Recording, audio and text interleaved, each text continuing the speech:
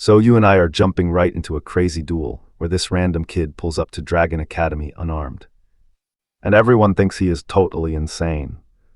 Because get this, his opponent is Leica, this legendary sword prodigy who is basically a celebrity around the entire academy. Most of the students are already super convinced he is about to get completely wrecked. But our boy is just laughing because he knows she is not even close to his level. The match starts and Leica immediately swings down with an absolutely massive strike. But he dodges it like nothing. She follows up with a huge wide slash, but still nothing. No matter how hard she tries, she cannot touch him. Meanwhile, he is casually slipping every attack and joking around like she is a literal child. The whole crowd is stunned by his speed. Leica gets super frustrated and screams at him to shut up and take the fight seriously. Now pay attention to what happens next. He moves so fast that she cannot even process it, just one single hit. And that is all it takes to slam her to the ground. She struggles to stand up, completely rattled and unable to even comprehend it. How could she not land a single hit while he totally dominated her? He just calmly tells her the cold truth. No matter how hard she tries, they are on completely different levels. But while he is talking, Leica suddenly pulls a cheap sneak attack. Too bad for her, he effortlessly parries and counters her instantly, sending her flying into the wall as the entire crowd goes dead silent. The students literally cannot believe the crazy stuff they just witnessed. They never thought Lady Leica could lose to anyone here, and now everyone is wondering the same thing.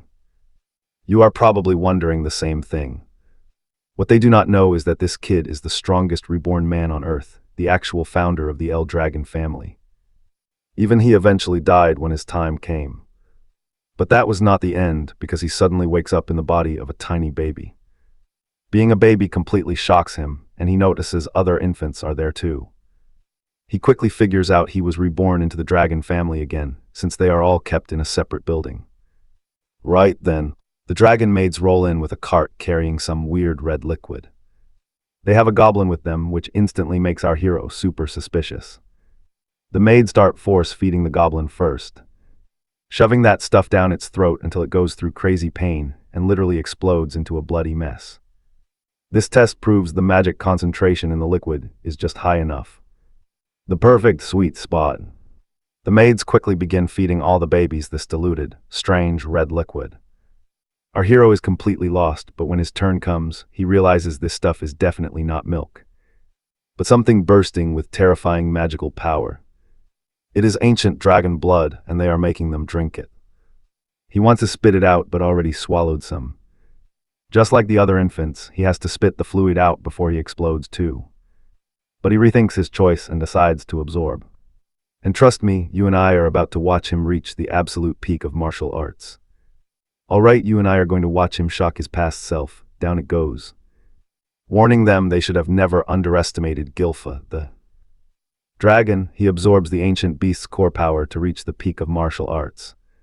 A crazy level he could never reach in his past life.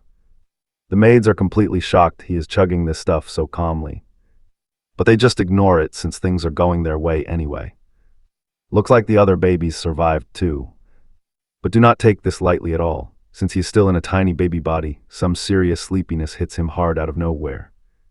7 years later, the kid who was once called Gilfies is now rocking the name Seek Dragon.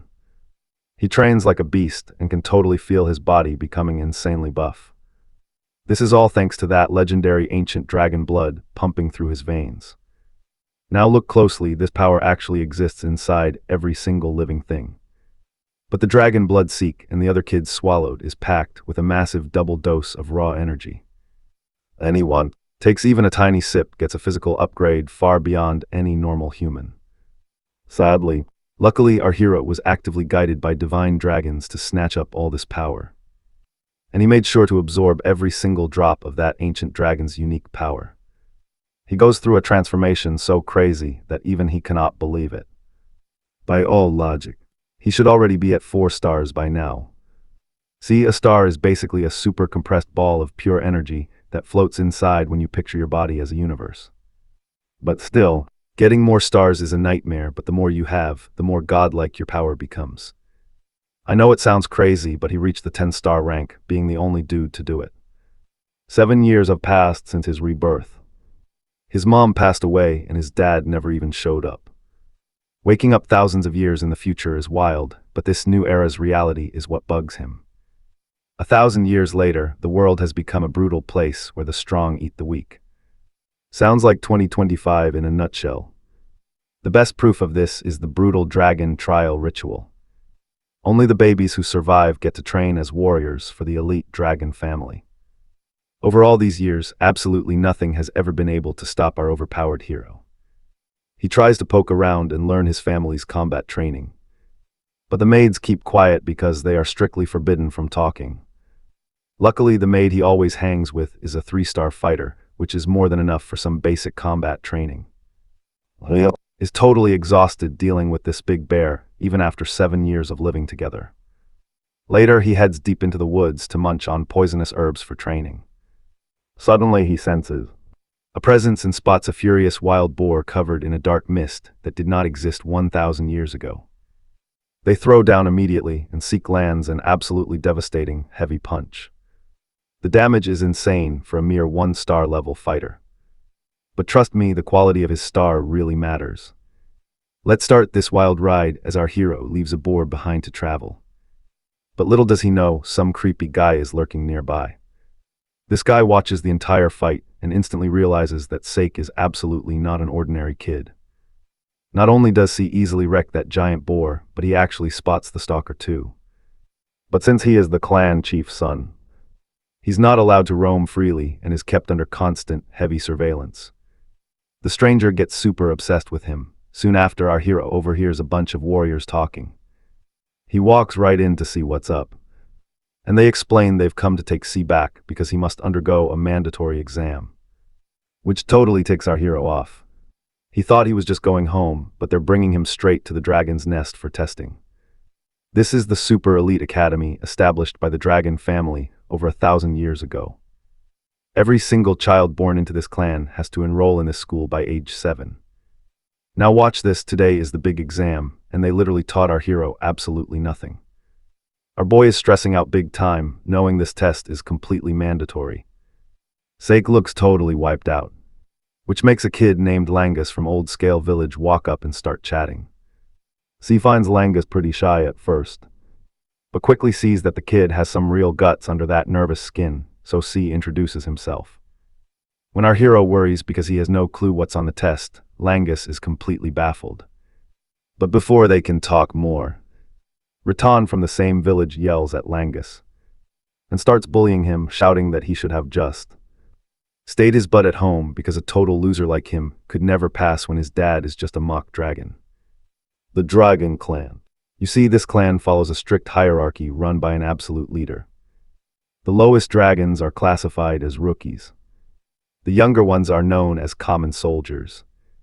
Adult dragons belong to the captain class, and the older ones hold the highest ranks as elders or high executives.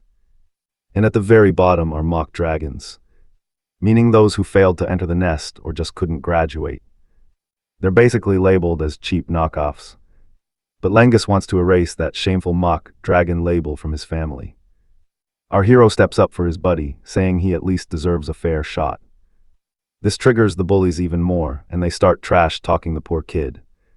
But C just keeps standing up for his new friend. Soon enough, an adult dragon examiner announces the entrance exam is finally starting, and all the applicants need to grab a number tag after registering and head to the second gate of discipline. Langus suggests that our hero should back out if he is nervous or feels completely unprepared. But C looks totally chill, even though he still has no clue what the test is. The first challenge is to scratch a massive rock, and whoever manages it passes the phase. They can only use the provided weapons, or they can just go at it barehanded. Every student gets 3 attempts. C actually thinks this test is way too easy, shocking his friend, but trust me, you and I both know the real terror is just beginning. Let's dive in as the test starts, with Lang totally panicking while our boy stays cool. C, the rock used in this test actually regenerates itself, meaning it heals up any tiny scratches almost instantly. Plus, any attack using just brainless brute force gets bounced back 100 times harder than before. Langus explains you have got to properly cycle your internal power source. Ether. Our hero gets it, this whole thing is about mastering ether control, rather than just having flashy martial arts skills. Most students seem to breeze right through the exam, even the annoying bullies. But a ton of students still fail back to back. Finally, it is our main character's turn to shine, but he completely refuses to pick up any weapon. They ask if he is really sure about going barehanded, and he is just like, yep. Everyone starts trash talking, thinking he is gonna fail hard, while Langus is over there sweating bullets. Now pay close attention. Our boy carefully checks out the stone. He realizes this rock must have formed over 1,000 years ago, since he has never seen a crazy mineral like this. He raises his fist, channels every bit of his power, and smashes the regenerative rock using his legendary Dragon Slayer combat style to pass the exam with flying colors. The crowd instantly goes dead silent because absolutely nobody saw that coming. Langus is standing there in shock and pure joy. Watching this, the examiner squints, wondering if our guy is some secret illegitimate kid from a major noble house. After all, only 4 or 5-star ranked warriors can pull off a stunt like that. For his prize, the hero gets handed a glowing green potion, though he has no clue what it does. Later on, Langus explains he actually scored a standard grade healing potion. Sick wonders if this could be an elixir, which is a potion brewed from super rare materials. It is packed with unique herbs, pure elixir cores, and parts from divine beasts or ghosts that are impossible to find. This insane drink heals both ancient and brand new wounds while giving a massive, crazy boost to his ether. Because the ingredients are so scarce, refining it is brutally hard, and it basically never hits the open market. Langus then adds that those potions, made by the Dragon House, easily blow away anything you would buy at a normal shop. You and I can tell our hero is amazed by all this praise. With that, the bullies also pass the test, and now it is Langus's turn. He tries to scratch the rock with a sword but fails. This is his absolute last shot, and the bullies are already starting to mock him, laughing that it is expected from a pathetic half-dragon, but then Sick tells him to swap his sword for a spear, which doesn't really seem to suit him, as he struggles to leave even a single scratch. The entire crowd is literally laughing out loud at how weak he is. But our hero steps in to save his buddy by telling him to switch weapons. Langus's dad was never allowed inside the dragon's nest, and people mocked him for being a mere half-dragon. But he never gave up and raised him. Now he wants to prove everyone wrong, but you and I know he doesn't even know how to use a spear. Let's see if he can just trust it without overthinking. There is no way a total rookie holding a spear for the first time can just puncture our sacred regeneration stone. But he shouldn't count himself out before even trying. They literally just met each other today. But since Zeke believes in Langus 100%, he wants to go for it without wasting any time. He thrusts the spear straight into the stone, feeling like it was part of his body all along. To everyone's absolute shock, he didn't just scratch the stone, he pierced right through. Zeke is super hyped and cheers him on, which is how he totally crushed the exam he never thought he could pass. Happy tears run down his face while the bully squad stands there looking completely stressed out. This officially wraps up the exam, and the big entrance ceremony begins. Now pay attention here, he wonders if that's the only test, but his friend says there are more. Then the head of the Eldragon family steps up to deliver his big welcoming speech. Zeke comments on the chief's super gloomy face while Langus desperately tries to shut him up. Zeke also spots the actual heavy hitters of the Eldragon clan, noting quite a few 6-star level warriors among them. Balel Eldragon himself is the family head, radiating a massive 8-star level power. A power level that barely a dozen people in the world had 1,000 years ago. Zeke seems to absolutely despise his father. That's when Lord Balel starts speaking, telling everyone to become the spark and blood of the dragon. His aura is so heavy the students can barely breathe. They are completely crushed under his pressure. Our hero realizes the others can't handle it, wild right. Just then, an elder dragon praises the Lord's words with a warm smile, calling them a mere formality, which instantly clears the heavy air and lets everyone breathe again. Pretty soon, a warrior announces that dorm assignments are up, and those called need to pack up and move immediately. Zeke is curious if they'll end up in the same room, but his buddy explains there are 4 different dorms inside the dragon's nest. All the lucky students allowed inside the facility are assigned to one of the 4 dorms, east, west, north, or south. Zeke gets assigned to the west dorm of the Dragon's Nest. He wanders around the dorm struggling to find his room, but finally makes it and warmly greets his roommate. Turns out he gets Linky as his new roommate, and both of them are hyped. Zeke has absolutely zero plans for the day, but his friend tells him that training starts tomorrow. Since our hero had no clue because he wasn't paying attention, his friend totally scolds him. Zeke was actually planning to ditch this boring place and go on a journey, but the regeneration stone and healing potions keep him alert. Some pretty interesting things have crossed his path, so staying with the Eldragon house a bit longer doesn't sound too bad anymore. A month quickly flies by, and they are already in a training session for Dragon's Breath. This training method was created by the 15th family head. Some of the students have already mastered this technique. And that's where we leave Lady Leica at 2 stars. Alright, you and I are diving into a world where this kid has 0 training, leaving his coach wondering about his powers.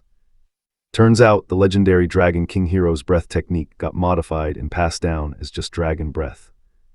These techniques are basically just pulling ether from the atmosphere into your body and controlling it, which helps boost your overall ether level. But how well they work depends entirely on your raw skills, which is why every noble family refines their own special style and keeps those final techniques heavily guarded. But if this technique only works while standing perfectly still, it is totally useless to our hero because his old skill. Let him channel ether on the move without stopping his breathing, giving him some absolutely insane boosts. But since it is brutal, barely anyone could learn it, so he simplified it so his clan members could easily boost their strength, never imagining his technique would evolve and survive all the way into his next life. Later on at dinner time, they tell Aluz to eat up or he will stay weak, reminding him he needs to train way harder. While he is thinking about their training, watch closely as Leica interrupts him to say he was totally incredible. Lango immediately panics and whispers that she is actually the daughter of the High Director. Completely unbothered, our boy casually replies that he is also the head of the family's son. Just keeps blankly answering her questions while telling Aluz to stop getting distracted and finish his dinner. This gets her hyped, so she offers him a spot as her underling since illegitimate kids need allies. She wants him to help her become the next family head for a massive reward, but he smoothly turns her down. Even when she tries bribing him with the family head's elite potions, he still says no.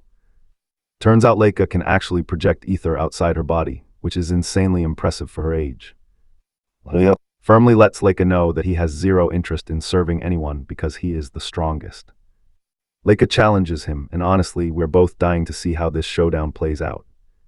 Cyan quickly realizes that things are getting pretty serious, as Lango warns him that she is not just the daughter of the legendary Lord Balsa, but also wields the terrifying Typhoon of Blood, one of the 4 elite houses backing the Dragon family. Like other top heirs, she is a total prodigy who mastered her family's martial arts by age 7. Unfortunately, this is all news to our hero since he only knew her as some boss's daughter. Yet he remains totally confident, and this mystery only makes him way more excited. Even though his buddy keeps insisting he stands 0 chance against her, both fighters are locked in and ready. She asks him if the real reason she wanted this fight is because she wants to become the next head of the family, forcing him to serve directly under her command. When our hero seems completely clueless about his own family dynamics, Leica asks if it's because of his illegitimate status, explaining that besides her, there are 5 total heirs fighting for the throne, all backed by the 4 great dragon houses. Except for him, so she wants to crush him now to secure her victory.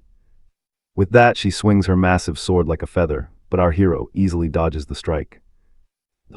Swing speed up and trust me, you and I can see she's showing off real top-tier power.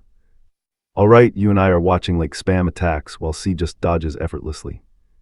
Even Langus is shook. Our hero praises her weird style, but she tells him to keep fighting. So he throws a punch to knock her right out, wondering why she cannot land a single hit on him, while he admits she is way faster than most star fighters out there. But at the end of the day, she is still just a 1 star. He explains how he reads her breath, her muscle movements, even her eyes to track her actions, saying the rest is pure experience. Leica refuses to back down and swings again, but she gets smacked instead. He is actually impressed. She gathered true power in her core to block that heavy hit. When Lengus tries to step in, C tells him to stay back. Right then, this lady actually ascends to a 2-star level, which is super obvious from her glowing aura. At this rank, you can project energy outside your body as a weapon, and that epic projection is what they call aura. She claims the hero helped her reach 2-star status, so now he stands absolutely zero chance against her. With that, she unleashes a lightning-fast strike that our guy cannot completely dodge this time. Now the hero faces a totally new style of true thunder spirit sword arts, which gets him hyped. Leica triggers her ultimate thunder grade technique and shoots lightning. At first, our boy is loving it, but soon realizes her power is insane, making it tough to handle this many bolts in his current shape. Just one extra star makes a massive difference between these two. Her moves are simple as before, but the split second she jumps to 2-star rank. Those epic thunder spirit sword arts explode with power. She was fast, but now she is unreal. And check this out, that lightning shield around her body was impossible to pull off just 1 year ago. The hero cannot fight back because he is unsure of this crazy energy. Yet he is super confident, flashing a massive grin in a mess like this. This triggers his opponent even more, so she keeps spamming lightning bolts at him. But still, our hero stands his ground. Since Lix keeps pushing, Leica offers to stop if he yields and swears loyalty. But our boy refuses, and trust me, she is about to unleash absolute hell to end this. With that, she summons a thunder spirit, her first secret art technique. Unleashing heavenly thunder that leaves the hero helpless on the ground, the match is declared over. But to her shock, he rises up again with an electric surge, making his opponent very curious. He explains he tanked those hits on purpose to study them and steal her moves. While taking those heavy blows, he kept using his Dragon King breathing technique to react with her lightning energy. Lightning starts brewing inside his own body, and he is controlling it without even realizing. He is missing details, but his clan has a special body type, and combining both techniques just gave him a massive power-up. And thanks to Leica, he just hit 2-star rank, so you and I know this fight is far from over. Alright, you and I are about to witness what true, godlike power looks like. Langus is totally tense, watching the family head's real power, especially since even Leica's crazy lightning strikes can't touch our hero. The showdown keeps raging on, but after a few minutes, our boy decides to wrap things up with a brand new, insanely broken special move. While his opponent is zoned out, wondering what's next, he charges right in, unleashing a special dragon-slaying style to land a massive hit and drop her in seconds. That clash was pure hype, and now Leica cannot even believe she actually lost, especially since she has to beat her siblings to become the next clan boss. Our hero is pretty impressed, praising her skills with a smile. He even encourages her to learn new tricks. Because trust me, this is not the last time you and I will see them clash. He literally promises her a rematch someday, even though she already sees him as a total cheat code. A few hours later, deep inside the rift, Lord Balsa is busy practicing the first form of his dragon combat style. A sudden report interrupts him, announcing his young daughter just reached a 2-star rank, which is crazy impressive for her age, meaning she could easily hit 4 or even 5 stars by graduation day. But the Lord is completely unfazed, commanding his guard to stop wasting his time and only report back when she actually unlocks that crazy talent herself. That's when the soldier drops a bomb. She was just crushed in battle by his own son, Lord Sek. Balsa gets it, since the kid's mother was also a natural in combat. But she passed away before the boy was born. So you and I have to wonder who on earth taught this kid how to destroy a 2-star warrior. But get this, the guard reveals Lord Sek pulled this off entirely on his own, with zero training. Hearing this, Lord Balsa immediately orders the first trial to begin.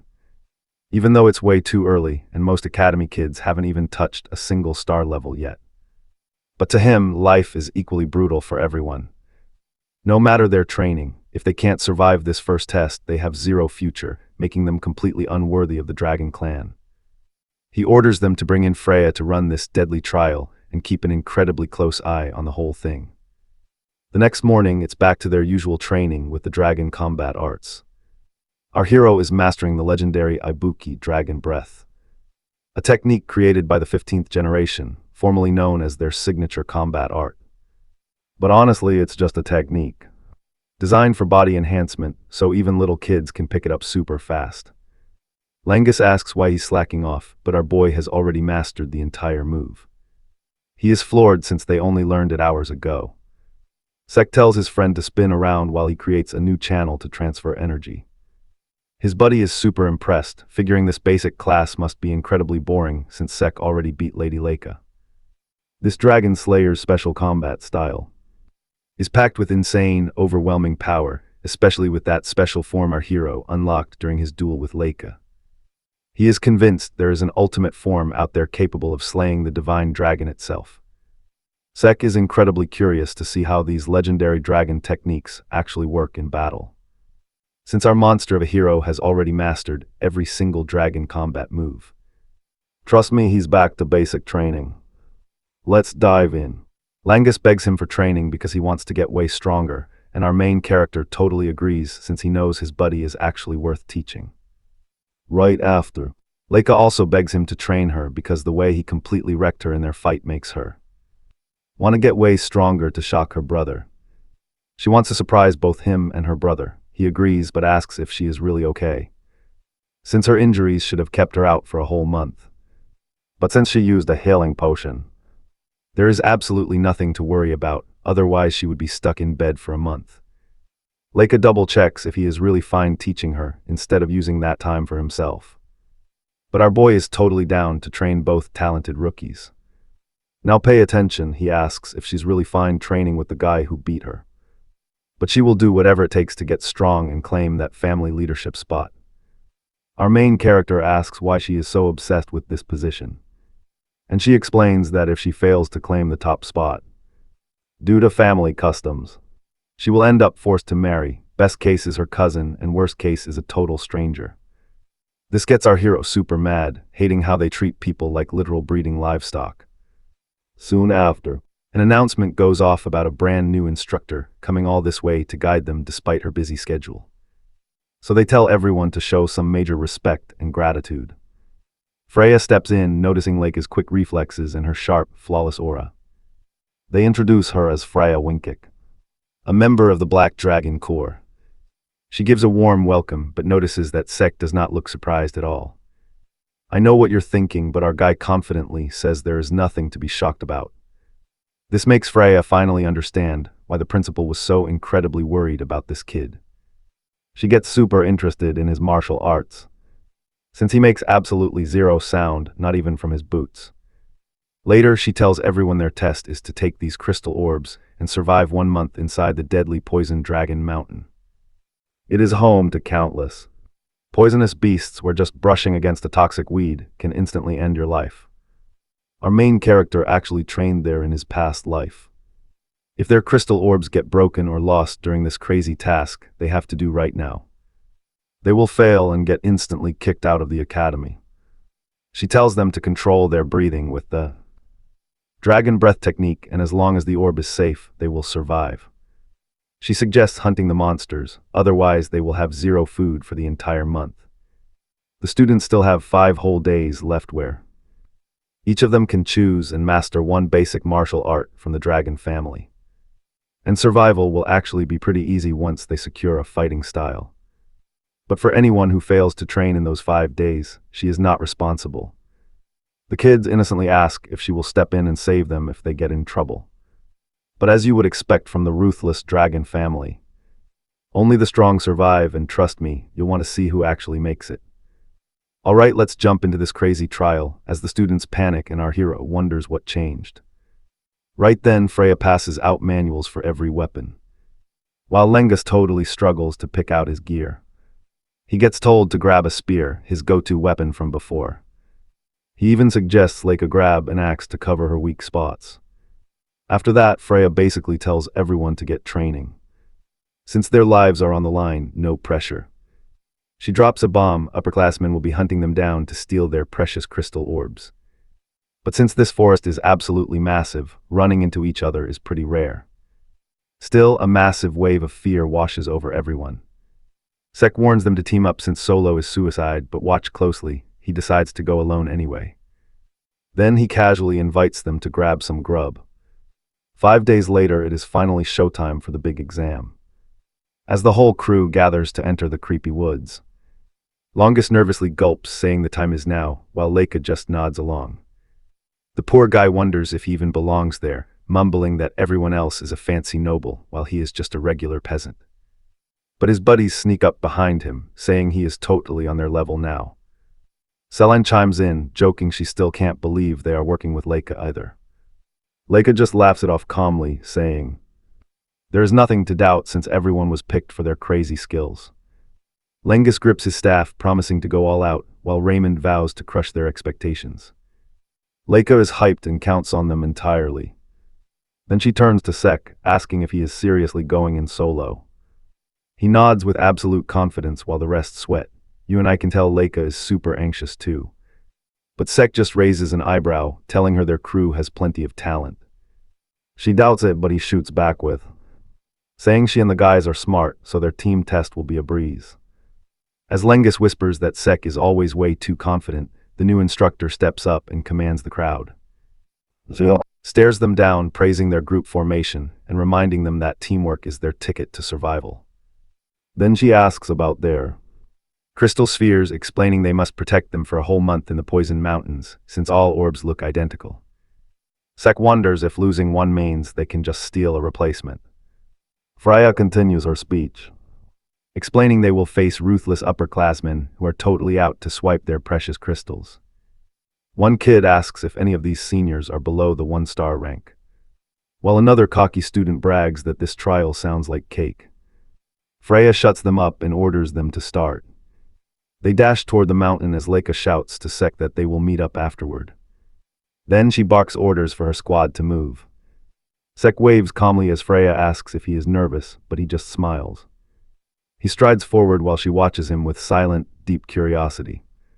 As the cold moonlight covers the forest, an officer nearby asks if this exam is way too brutal for rookies. Another officer agrees since these kids lack real combat experience. Trust me, you and I are about to see who survives. Freya assures them. All right, you and I are watching, as she says mountain monsters are weak if they just use teamwork. The officer nods his head while Freya mutters something about releasing something. He asks her to reassure him, but she totally ignores him, ordering another group to head deep into the jungle. As the squad moves forward, they spot a lone student standing there. An archer instantly shoots an arrow, but C easily catches it and smiles. They stare in sheer disbelief, muttering in confusion, but before they can react, he charges straight ahead, gesturing for the real game to finally begin.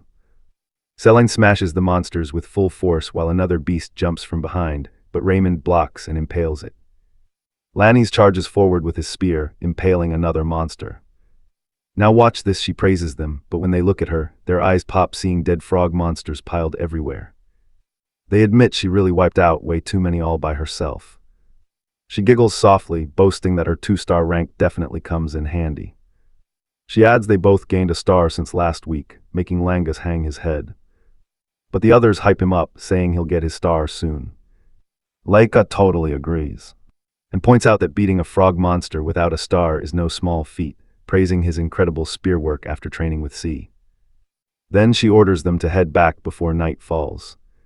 As they make their way back to base, Leica freezes when she spots a senior student waiting right ahead.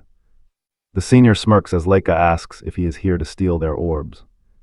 The entire squad tenses up and Raymond raises his shield. He nods, saying the exam is literally about stealing orbs, and guess what? He never expected to find their base first. Leica warns him to back off before he gets wrecked, claiming he cannot take them alone. But before she can make a move, 3 more seniors ambush them from behind. Their leader draws his blade, striking at her and demanding they surrender. She dodges it effortlessly while the others charge straight forward. Raymond blocks them. Zelen fights back hard while Langus struggles to hold his ground against an opponent demanding their crystal. But Langus remembers the advice C gave him when he asked how to fight a powerful enemy. C had told him that winning against 3 or more high-tier fighters was completely impossible. But there was still one way. Langus questioned that method and C smiled, telling him to wait for an opening. Langus asked how to find it, and C told him to just hold out until the enemy slips up, since the weaker fighter can never force an opening on their own. Langus clenched his fists, wondering if he could really endure for that long. C explained that sheer endurance actually wins battles, and beating a stronger foe with patience is way better than raw strength. And maybe only Leica could ever be an exception to that rule. C had reminded him to believe in himself and stop overthinking everything. Just wait it out and strike when the perfect moment arrives. Now Langus grits his teeth and holds his ground. And the second his opponent drops his guard, he charges and impales him with his spear. Meanwhile, Leica keeps fighting. We can't miss what's next. The senior tries to resist, but you and I know her strength is about to completely crush him. Even though they are both 2 stars, she remembers Sek's advice and finishes the fight with one decisive punch. She runs back to her squad and asks if everyone is all right.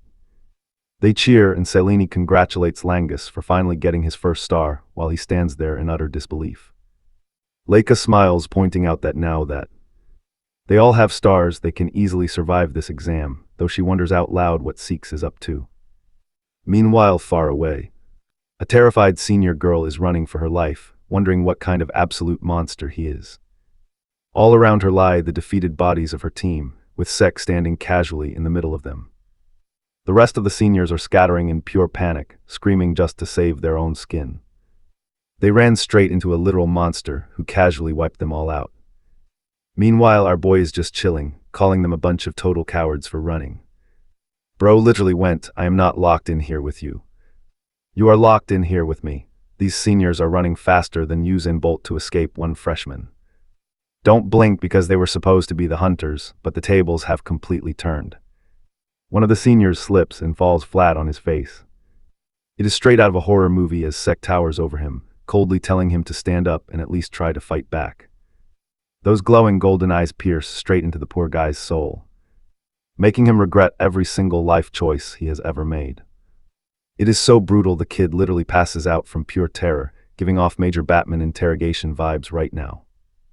Honestly, Sek looks a bit disappointed by how incredibly easy it was to dismantle their whole squad. Then, they were acting so tough and talking like absolute sigmas when they first jumped him. Suddenly, he senses someone watching him from the shadows. Sek calls them out, telling them to show themselves immediately. I know what you are thinking, and yeah, he basically takes their silence as a green light to do whatever he wants. As it turns out, the guy spying on him is actually a high-ranking dragon captain. This captain is completely shocked to see a random freshman totally wipe the floor with seniors, not to mention the kid actually busted him for spying on them. Intrigued, the captain heads back to report this crazy situation to his leader. He meets up with a gorgeous, red-haired leader who immediately demands a full mission report. His scout breaks it down. 1 week into the test, 32% of the students have already dropped out. But the survivors are adapting incredibly fast to their dangerous surroundings, meaning the dropout rate is not going to get any worse. But the second she asks about how the seniors are doing, her scout starts sweating and hesitates to answer. The very guy who witnessed the whole thing reveals that the seniors are actually running for their lives. The instructor is completely stunned by this news. It makes absolutely zero sense, since there are no high-level monsters around that could actually threaten their lives. So the big question is, what are they running from? The scout drops a single name. It is Sek. He has become the ultimate catastrophe. He is literally wiping out the seniors, hunting them down single-handedly like they are nothing but tiny insects. And that is where we leave it, with everyone running for their lives as he relentlessly chases them down. Trust me, you and I are about to see something so incredibly bizarre. Even if Sek is the patriarch's son, this kid is crazy. He is not just a prodigy. He is a once-in-a-generation talent who is literally a monster for his age. Even the instructor remembers their short but super weird interaction. Realizing his game plan from day one was going solo, knowing he would unleash pure hell on his victims. Simply put, our bro never even considered being the hunted. He was absolutely thrilled to do the hunting instead. His clear target of Sek draws his squad members in until they suddenly notice the arrival of something they were waiting for. Freya tells the worker to drop it off right there while the rest of the squad members start wondering what the fudge she is actually up to right now. This lady keeps turning up the exam difficulty, and she is planning to unleash some kind of beast that is at the 3-star level. Even the senior students are not supposed to survive this. Our sadistic mommy tells them she made a few tweaks. First off, it is programmed to only go after students who are 2-star level or higher, which means the 0-star kids and even the 1-star kids are totally safe. But the big question here is, why is she doing this? Turns out, Freya reveals it is a direct order from Lord Eldragon, the head of the house. She's seriously curious to see how this exam turns out, especially with this so-called monster sec. She wonders if the kid can handle this caliber, and now pay attention, because she orders the release at dawn. Dawn finally arrives. Langos and Celine immediately feel the ground start to shake. Lady Leika's sharp instincts tell her that something way worse is coming compared to those senior students they had to deal with earlier. At first, Lango guesses it must be some kind of gigantic beast. But Leika knows damn well that whatever it is terrifying. You see this, right? The rumbling ground keeps throwing everyone into a total panic. Leika quickly realizes the massive tree behind them is falling, so she screams at everyone to get out of the way. Luckily, she managed to shield Celine while Raymond successfully protected Langus, making sure nobody got hurt, shaken up by the tree suddenly crashing down. Leika grabs her sword to face the threat, while Langus and the others stare at the beast with terrified eyes. The massive beast before them is a terrifying stone golem, something they never expected to encounter on this mountain. I absolutely love how this is basically the equivalent of getting a final exam question about stuff you never studied. Meanwhile, our main boy is chilling in a completely different area, just sitting on top of defeated monsters and knocked out senior students. True manhwa fans will definitely remember that classic scene with Arthur from beginning to end.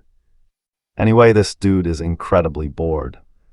He is so overpowered that nobody stands a chance. He acts like the Gojo of this exam.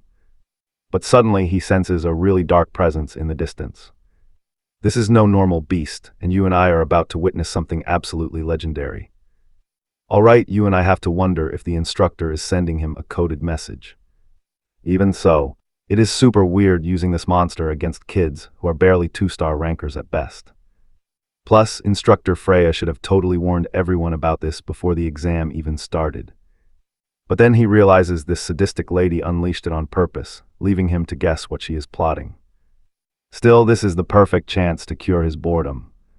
Our boy is hyped, jumping off his pile of victims and making this 3-class beast his brand new target. Unfortunately, he is gonna take forever to get there because it is way too far. Meanwhile, back at the golem attack, Celine tries to slash the massive stone beast with her sword, and obviously the hard body does not take a single scratch. She does not have a scratch either. But somehow Raymond thinks he is the main character and just slams his shield. Once again, absolutely zero damage done. Finally, Lady Leika gets serious and triggers her epic lightning-style thunder move. Now pay attention here, that move barely dented it. This proves that only aura-infused strikes can actually bypass the golem's thick outer shell, which means anyone lower than her rank is basically a useless extra here. Langus begs for a plan while she gathers them to lay out her crazy idea of playing decoy to distract the monster so they can escape. Nobody wants to do this because it means leaving her behind to die. But Leika straight up calls them trash NPCs who will only slow her down. She only managed to do a tiny bit of damage, even with that powerful aura strike. Meaning, the rest of them cannot do squat with their cheesy Naruto power of friendship mindset. She is not wrong, and even though they cannot take it down, Raymond steps up with his shield, promising to protect her so she can land her hits safely. Leika thinks that is a totally reckless move. But let's pause. Langus and Selene are all in, as long as she can deal real damage. That friendship power actually wins her over, and she tells them to cover her while she charges up. Lady Leika powers up her attack and dashes past them with a booming, thunderous aura. The golem reacts fast, trying to slam her into the dirt. But Raymond is right there to block the heavy impact, though just holding off that single hit completely rattles his entire body. That buys time as Langus and Selene rush in to keep the golem busy with constant strikes. This gives our main attacker, Leika, the opening to leap behind the monster with an aerial slash. activating her ultimate thunder spirit greatsword arts. She blasts the giant with divine thunder, painting the sky with crazy lightning bolts. As the dust clears, the beast is nowhere to be found. Langus runs over to help while Leica looks completely drained. She burned every bit of energy on that final trump card.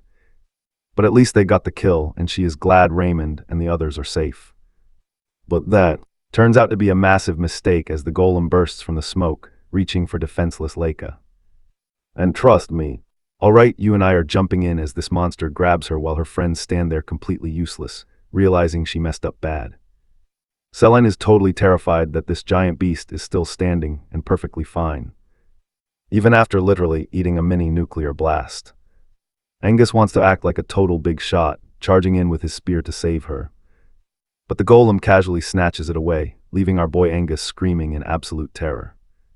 Out of nowhere, a massive tree comes flying straight out of the sky, heading right for the golem. The beast gets completely crushed under that heavy trunk, letting Leica break free in the process.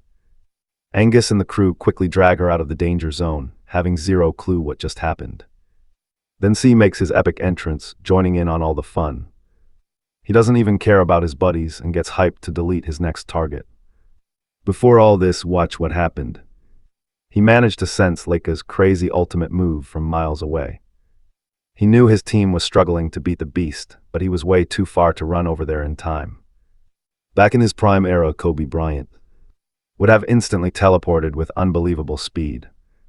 Even though Leica's squad is pretty solid, they just can't beat a 3-star monster. For them, it is a survival game, a countdown until they get completely wiped out. Realizing he could not sprint fast enough to save them, our boy decided to test out something totally new. Digging his bare fingers right into the core of a tree, he rips it straight out of the ground, showing off beastly power for a young kid. Then this kid sends the tree flying straight up to God knows where, hoping it basically turns into a homing missile and strikes down the monster.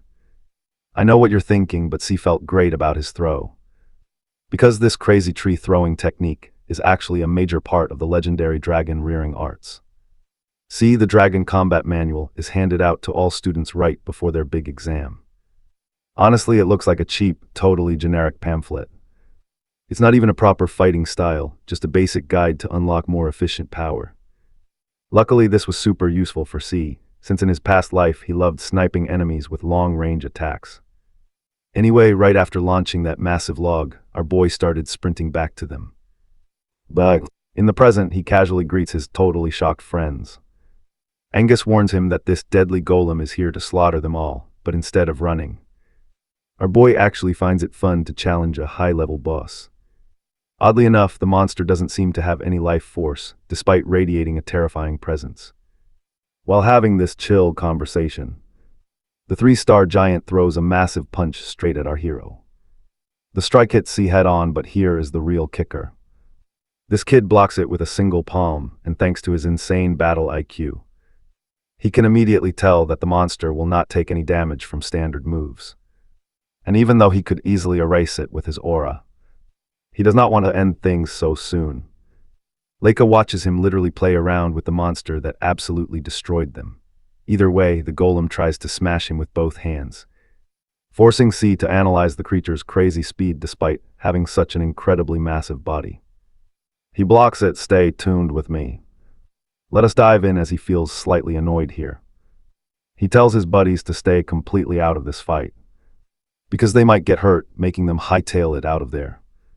Now that he does not have to worry about holding back, he shifts his weight and tosses a monster 10 times his size. But he still faces that tough shell of the beast, wondering if the golem is just as tough on the inside.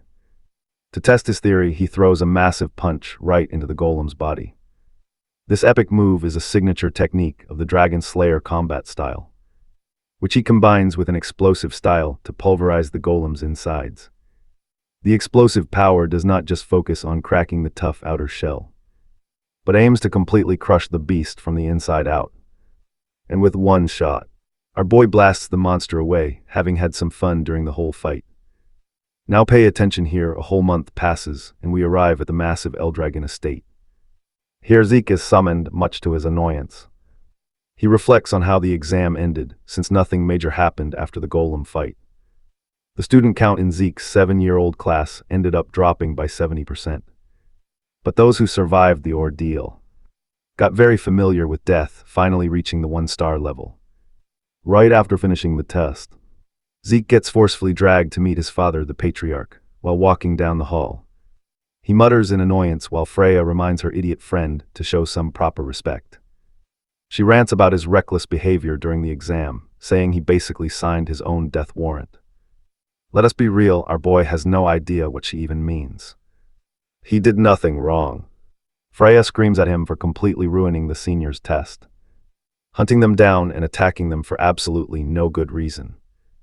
Because of his antics, not a single senior managed to secure an orb for their exam. Now they have to retake the whole test. That is how badly he wrecked them. Frustrated, Freya begs him to drop his sassy attitude when they meet the big boss. As the two finally stand right outside the patriarch's door.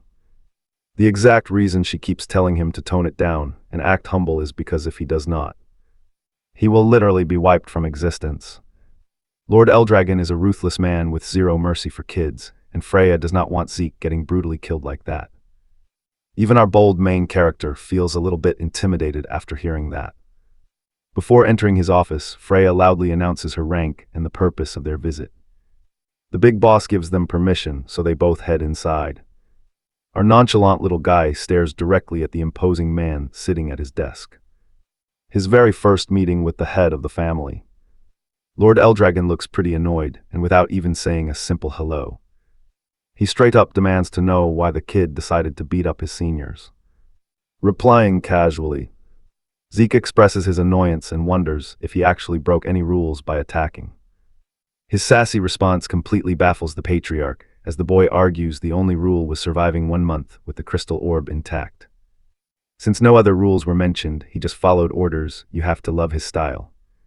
Slacky. He straight up interrogates his dad, saying he should have brought up any rules before the exam even started. Freya's face right here tells us everything. She's scared to death because she literally just told him not to start arguing. She even tries talking some sense into him while his dad unleashes a terrifying, sinister aura. Just his overwhelming pressure alone is enough to bring her to her knees. Under this insane level of gravity, Freya is sure Seki is a dead man. But instead, he does not feel a thing, mocking his dad again for throwing cheap tantrums over the smallest stuff. The patriarch is completely stunned to see his heavy pressure has absolutely zero effect on him. He presses further, demanding to know how a kid could wreck an entire fleet of seniors and smash a 3-star golem. But trust me, it gets way crazier than that. This 7-year-old kid also just strolled right through his dad's crushing pressure without even sweating. To him, it makes zero sense how a little brat could pull off such an overwhelming display of power. Slacky realizes that the old man is trying to sniff out the true secret behind his crazy strength. So instead of explaining it, he just shrugs and calls himself a pure genius. Talk about an ego clash. Both father and son are just staring each other down with supreme arrogance. Lord Dragon admits the kid's attitude is completely out of line. Just like the report said, but that does not matter right now, since he still managed to take down a massive golem. For his reward, he can either pick a treasure from the Dragon Vault or get access to the Dragon Hall's 2nd floor. What blows Freya's mind the most is how this guy went from nearly crushing his own son to casually offering him prizes. Let's break them down. Both the Dragon Hall and the Treasury are elite vaults, stacked with legendary artifacts spanning over 1,000 years, dating back to the time of Gilphas himself. We are talking forbidden books, ancient texts, and stuff outlawed in the modern era. It even houses top-tier weapons, mythical relics, and literally anything a warrior could ever need. These vaults are supposed to be the family's ultimate crown jewel. But security is so tight that only a select few students ever get lucky enough to step inside. As for the Dragon Hall's 2nd floor, it is even more exclusive, requiring massive achievements just to enter. Freya literally cannot believe her eyes. This kid acts like a total brat and still gets rewarded by his scary dad. Just to mess with him, Seki straight up asks his dad to give him both rewards instead. Lord Dragon barks at him to get out. But the kid ignores the direct order and starts whining that he still has way more questions. Freya knows this clown is going to get himself killed with that big mouth, so she grabs him to leave immediately. She's acting like a worried mom protecting her reckless child. But as she drags him away, the kid makes sure to leave one final, savage parting shot. He disses his dad, saying the harder he tries to suppress his emotions, the further he gets from being the strongest. Right then, Lord Eldragon catches a brief glimpse of Seki's true power, matching his own insane potential. Freya quickly shuts him up and drags him off, leaving Lord Dragon standing there to process that terrifying presence he just felt. And next, you and I watch the instructor lose his mind, screaming at this kid for ignoring every single warning. Alright, you and I are watching a legend literally just give up. Hilariously, he is actually holding back his tongue, which makes you wonder what he really wanted to say. Freya just cannot wrap her head around why he respects his teachers, but treats his own dad like absolute garbage, considering how insanely strong and totally unhinged this kid is. She basically sees him as an absolute anomaly, even doubting his real identity. Trolling her hard, Sika says he is just himself. Freya remembers that every single family member drank ancient dragon blood at birth, including her. And their leader wields the terrifying power of an elite dragon, meaning nobody should ever have the guts to stand up to his rage. Yet this exact kid not only defied his father, but also stood his ground completely. Now pay attention, because she is super suspicious and plans to sneakily dig up his birth records. But for now, she changes the subject, asking which of the two rewards he will take. With a coat face, he demands both, making Freya sigh, but a choice is made. He is craving knowledge. Reincarnating 1,000 years in the future means his knowledge of this era is completely zero. So he is incredibly hyped to see how medicine and tech advanced. His absolute biggest fan, Langus, celebrates that they secured a spot in the Dragon Hall. Both are stoked. The catch is, Langus already knows dragon slaying and has mastered the spear arts. But this is a golden ticket to unlock a brand new martial art. Lady Leica rolls up, warning them to move fast because they are on a timer. The first floor is strictly basic tier, and they can only borrow one book, so they must pick wisely. At the same time, Leica discovers Sek got a custom deal where he gets to choose treasure or the hall. I know what you're thinking, why not grab a crazy weapon instead of a library? Our boy totally would have, if he was not so desperately out of the loop on how this current era works. The books on the second floor are pure fire, way rarer than the first level, and only Sek has the VIP pass. Even so, Leica claims absolutely nothing in this library can top her own greatsword skills. While she is glazing herself, Sek zones out. Next, the supervisor steps up and drops a bomb. They only have 5 hours. Hard to say if 5 hours is actually a lot. But Leica cooks up a quick strategy: borrow one legendary book and use the remaining time to read the restricted ones. Fast readers are definitely eating good here. But Langus just wants to master one single martial arts book in 3 hours. Finding the perfect match is a massive pain for everyone, especially inside a grand, legendary place like this. As they get teleported inside, the crew is absolutely mind-blown by the Dragon Hall's sheer epicness, completely crushing any expectations Sek ever had. His main goal: score a book that totally blows his mind. Trust me, you are going to love this. Sek goes totally feral the second he touches those epic books. Let's dive into some crazy lore about magic and total chaos. This is way too much juicy info for him to just ignore. 1,000 years left a massive mark, since his world basically fused with an entirely different dimension during that time. Nearly 900 years ago, a massive rift cracked their reality, creating a dimensional barrier called the Rift. Out popped a super wild realm called the Chaos Kingdom of Kansai. This place was packed with beasts born from pure chaos, and to survive their wrath, the folks in Sek's world developed raw primary energy right inside their bodies. Now the dragon family is tasked with saving humanity from these crazy chaos waves. Now pay attention, because fighting together built some serious bonds on the battlefield. 4 elite warriors ended up marrying right into the main dragon household, creating the powerful Tifina, Fafelt, Levias, and Bahamut factions. Today they are known as the 4 great dragon families, and honestly, everything clicks now. Especially since Angerbor was dripping in dark energy when Sek fought him. Even Leica's lightning aura has that same vibe, straight from that dark dimension. But the coolest thing grabbing his attention is how magic has totally evolved.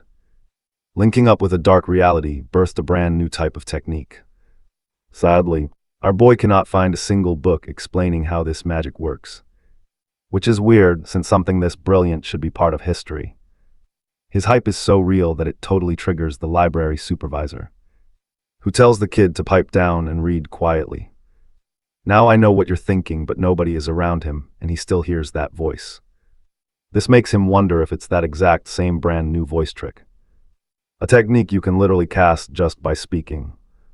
But honestly, besides the usual primary energy, he has no clue what makes it special.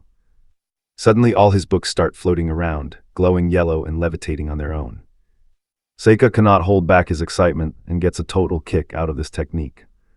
The supervisor hits him with another angry hush. But Seika just can't hide his joy, knowing he's about to hit a whole new power level. While he's busy geeking out and losing his mind, the library guards suddenly swoop in, grab him, and physically eat his butt right out the front door. Seika barely sticks the landing, left wondering what the actual heck just happened. Our boy wants to learn that same move and begs him to show off again. Even Langus is completely clueless about his deal, while Leica is just confused why he was the only one kicked out. Unlike the rest of the squad, luckily Lingo snagged an awesome martial arts manual, borrowing the cloud water spear technique. Then we have Celine, who learned a movement art along with the wind flower sword technique. Raymond definitely got his share, practicing the legendary Dragon Guardian sword technique right in the library. He even scored a buck on improving his shield skills. Basically, they learned the exact same martial arts he created in his past life, just for fun. Finally, he asks Leica, and trust me, you and I are dying to see what she got.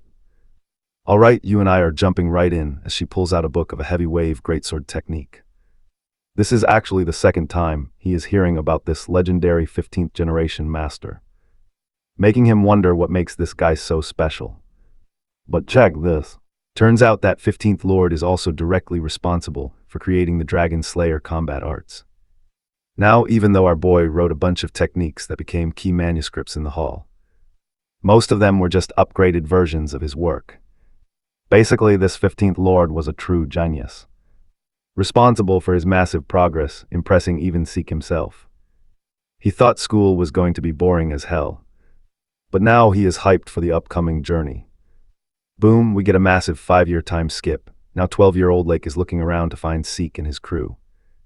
Langus lets him know our boy is grinding on the training field. And speaking of those training grounds, Seka is taking on 3 of his friends at once, showing off how insanely strong he got at 12. Meanwhile, his dad gets some crazy news about a special rift popping up. Standing right in front of him is his Black Dragon Corps commander, Ain, who already checked out the rift. Now pay attention here because it might contain magic water, but it popped up in a super dangerous, contested zone. Essentially, magic water is a massive deal because it literally awakens someone's power by converting their inner magic ether source. This does not just evolve the world. It also triggers endless turf wars over those magical springs. In this era, your mage count determines your family's overall military power, and unfortunately, the Dragon House does not own a single spring, which is why they are desperate to claim a rift.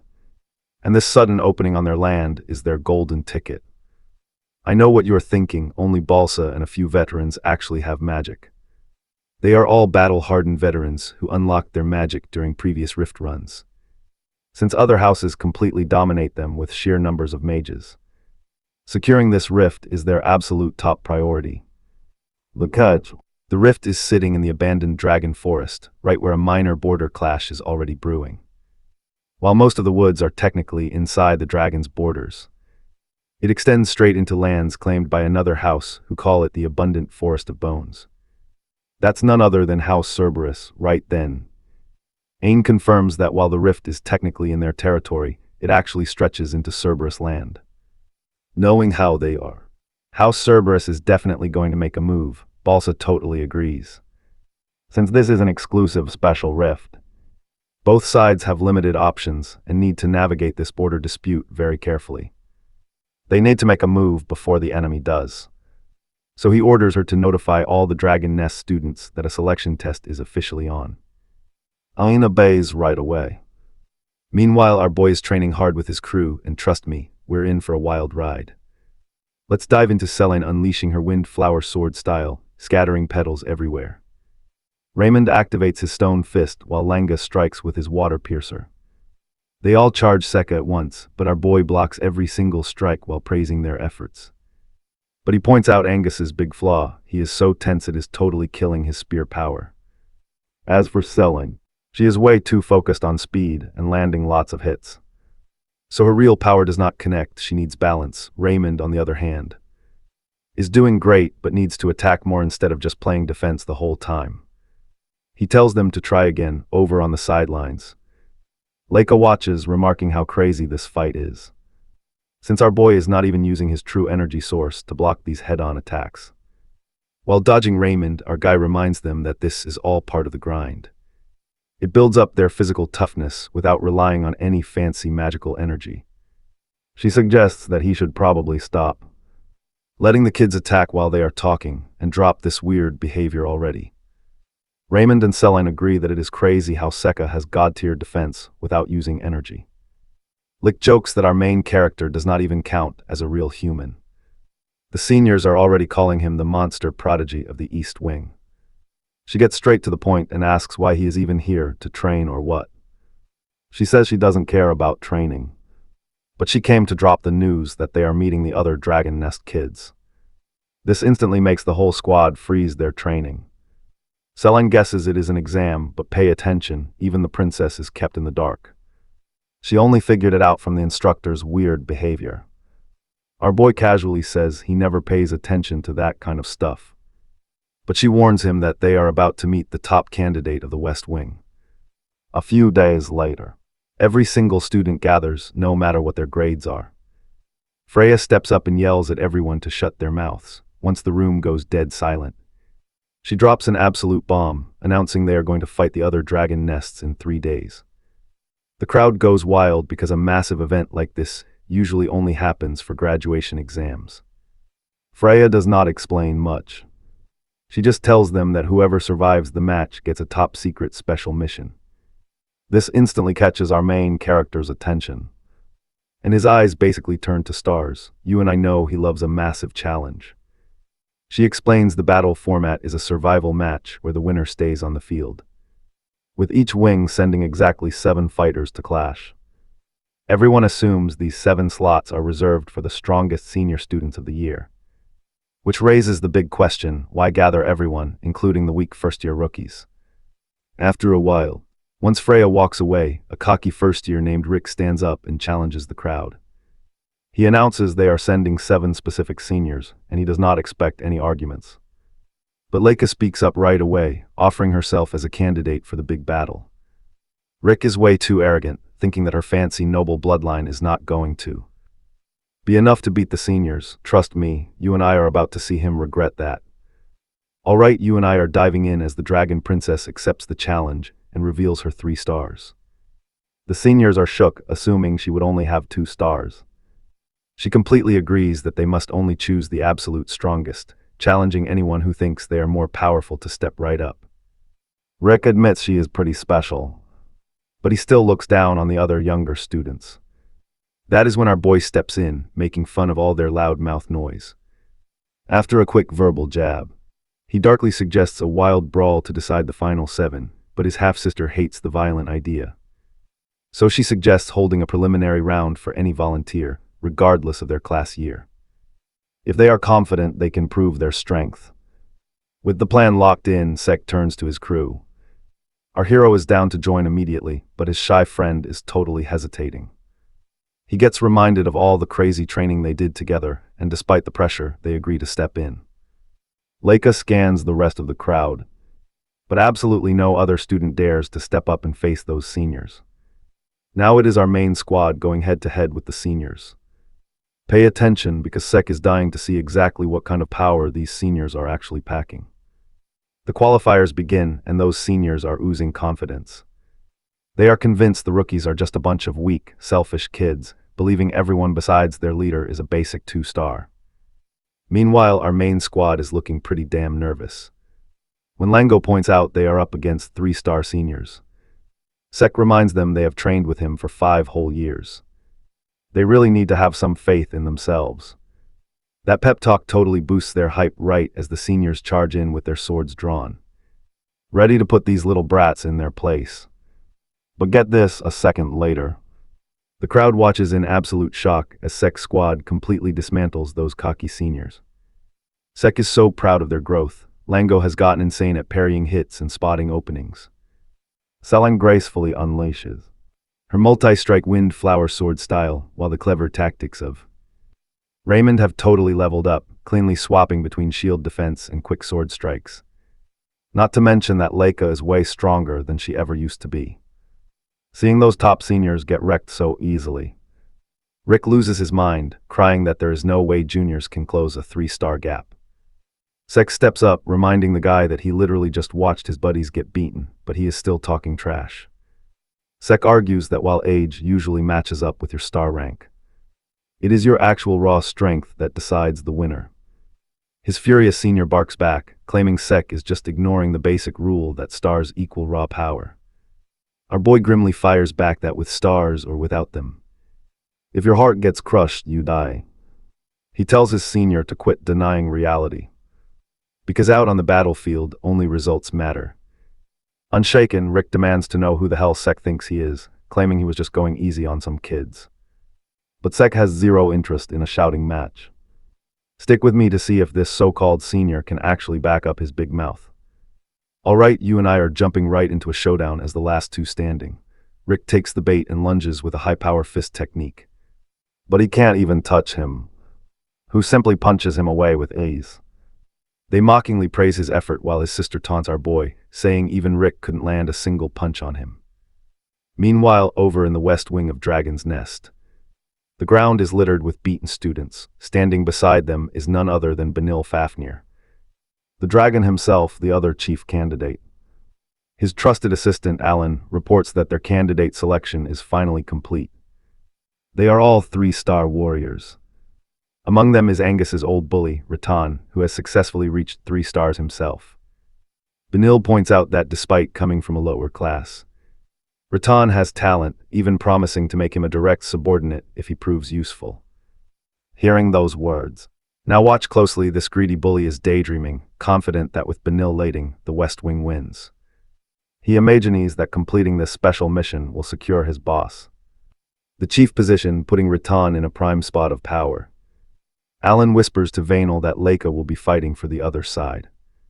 Vainla pauses for a second but quickly brushes the worry aside, fully confident he will win and complete this special mission. Once that is done, he can finally show his siblings that the next head of the house position belongs to him alone. Finally, after 3 days of waiting, everyone gathers inside the main hall. Looking out at the massive crowd, Langus is a total bundle of nerves. Leica points out that even though the exams weeded out tons of students, the massive number of people left is still incredibly impressive. Our country boy remembers that these students will eventually be called mock dragons, just like his father. To calm his nerves, his blonde friend reminds him they were chosen as wing representatives and should be proud. He quickly agrees with her and promises to give it his all. Meanwhile, she also notices how quiet our boy is being. I know what you're thinking, but he explains he's actually just busy sizing up the competition's power levels. A comment that instantly triggers cheers from Rick and his classmate, who have basically become his personal fan club ever since he completely kicked their butts. At that moment, he realizes that while almost everyone outside the East Wing is at 3 stars, there are no 4 stars in sight. However, he spots a few people close to reaching 4 stars, with Venel being one of them.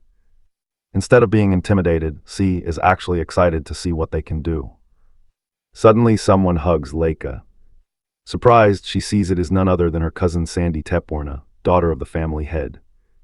The commoners in the group are completely awed by her high noble status. Sandy looks at the team and mockingly comments on how weak they seem. For people who are supposed to be supporting a chief candidate like Leica. Our boy steps in and trust me, they're about to show their real power. When Leica hesitantly introduces C, her cousin immediately puts 2 and 2 together. He is the infamous illegitimate son. Alright, let's dive into why she bluntly says he shouldn't even survive. Leica tries calling her out for being rude, but her cousin drops a major reality check. Calling him a bastard, she sneers that being surrounded by such weaklings makes the entire East Wing look incredibly low class. Zeke simply warns her not to underestimate them, or she'll end up falling right into a trap. The older girl gets absolutely furious when a kid with zero backing dares to talk back. But Zeke just brushes it off as some friendly advice. But before things can get any worse, Aegis Vanblade of the North Hall steps in, advising everyone to stop causing trouble. Sandy is definitely not thrilled about this interference. But her teammate reminds her that the selection matches are about to start, and right on cue. The captain of the Golden Dragon's Order, Teach Mentric, steps up, better known as the Fearsome Educator, to officially announce that the battles are beginning.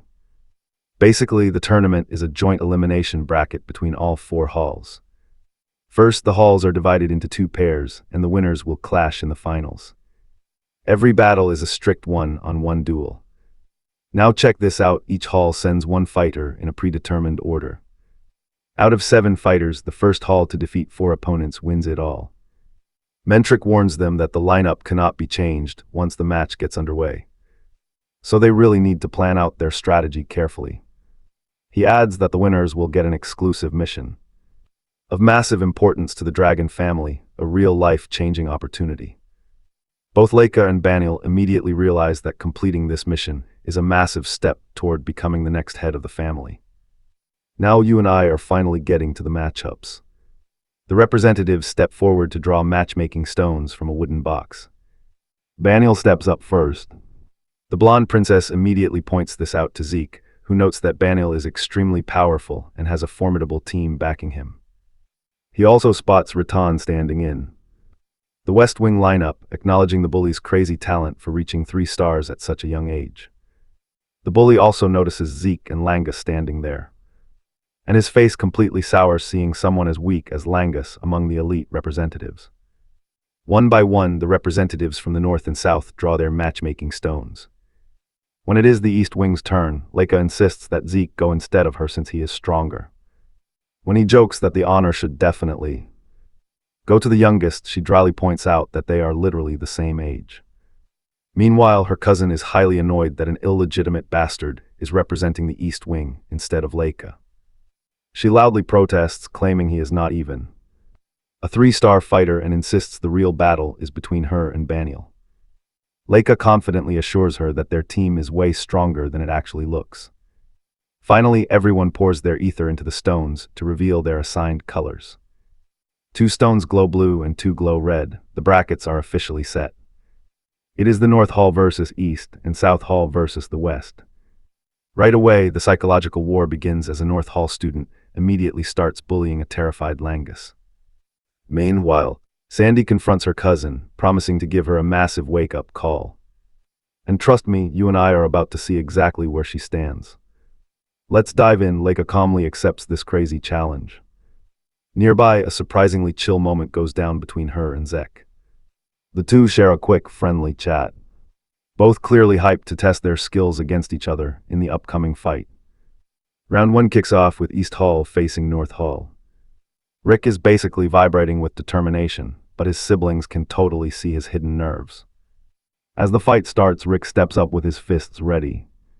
Our hero watches closely, noting that a real match never has a guaranteed win, even if Rick is already loudly calling his victory. His sister points out that those northern fighters rely on raw power, just like Rick's unrefined style. Leo agrees and suggests Rick should just stick to what he does best. As the kid charges straight at his opponent, Leica notes the pressure of this huge crowd. Pay attention here while most are totally sweating. Top-tier elites like Eyes and Sandy are probably chilling, since they're both about to become 4-star mages. He also thinks his cousin fights like Leica, which would be an epic matchup. Unfortunately, things don't go as planned and North Hall wins. This loss puts insane pressure on East Hall after they drop match 2. The defeated students are drowning in major guilt, but their leader steps in quickly to brush it off. He tells them they just got caught up in the arena's crazy hype. Since this isn't some life or death situation, he wants them to use this safe space to test limits and prep for future battlefields. with 2 massive losses on the board. Watch closely, the next match is a must-win. This realization has poor Langus spiraling hard. He's been an absolute wreck all morning, and his opponent looks incredibly terrifying. Zek tries to snap him out of it, reminding him he's beaten seniors before. But his buddy is not convinced. The guys in their hall weren't this scary, and the fear of failing publicly is eating him alive. To help him focus, Zek tells him to ignore everything except the enemy's sword. He gives his friend a simple set of moves. If the blade, thrust. Parry if it goes up, step back, and if it drops, jump in and strike. He coaches him to react strictly to the sword's path and nothing else. Zek knows that while his shy friend struggles to find his focus, his concentration is unmatched once he gets in the zone. Langus finally faces down his enemy. The crowd whispers about how tiny he looks next to that massive North Hall fighter who underestimated him. But the country boy is totally locked in. The match starts and his opponent immediately unleashes 3-blade swordplay, lunging forward with a piercing thrust. Langus is ready, reading the move and dodging it with ease. Totally frustrated, the senior screams he won't lose to a kid. Trust me, this gets wild. Alright, you and I are jumping right into Selene biting her nails, watching that arrogant North Hall student completely overwhelm her buddy. She stays totally chill, pointing out that Langus finally has that hyper-focused look in his eyes. He is absolutely spot on as Langus dodges another strike, making his opponent go totally berserk. The senior unloads a non-stop barrage of punches. But the young kid counters flawlessly with his insane cloud water spear technique. Flowing like smooth water, the bully is completely stunned by this fluid style. Before he can even wrap his head around what is happening, Langus blasts him with a raging torrent for the knockout, finally taking home the epic win. As Langus lets out a massive sigh of relief, the tide finally turns. Following Langus's hard-fought victory, the East Hall crew is starting to find their rhythm. Selene and Raymond score 2 more wins, putting their team just 1 victory away from an epic comeback. Watch closely, this is the matchup we've all been waiting for. Leica versus Sandy. Our girl realizes it's been way too long since they faced off like this. Both of them wield the legendary Thunder Spirit, but Sandy is acting completely disrespectful. She admits she never expected the underdogs from East Hall, who haven't even reached 3 stars, to secure any wins against her squad. Leica simply tells her that they are way tougher than they look. Her cousin brushes it off, claiming that teammate strength doesn't matter in the end. To become the next leader, she believes you need absolute, overwhelming individual power. She mocks Leica for playing second fiddle to that illegitimate son, calling it a total disaster for Leica's own future position. The blonde heiress admits that even if she is behind C at the moment, she hasn't given up on the leadership and plans to beat Sandy too. Get ready, Sandy laughs off the challenge and instantly vanishes. She teleports right behind Leica for a lightning-fast strike, but Leica spins around and barely blocks it. Watching closely from the sidelines, C realizes his classmate actually holds a massive advantage, especially since she wields her Thunder Spirit with way more precision than her cousin. He wonders how long Leica can survive this. One of Sandy's strikes connects, but Leica manages to stay standing. The cut is shallow, but she desperately needs to breathe.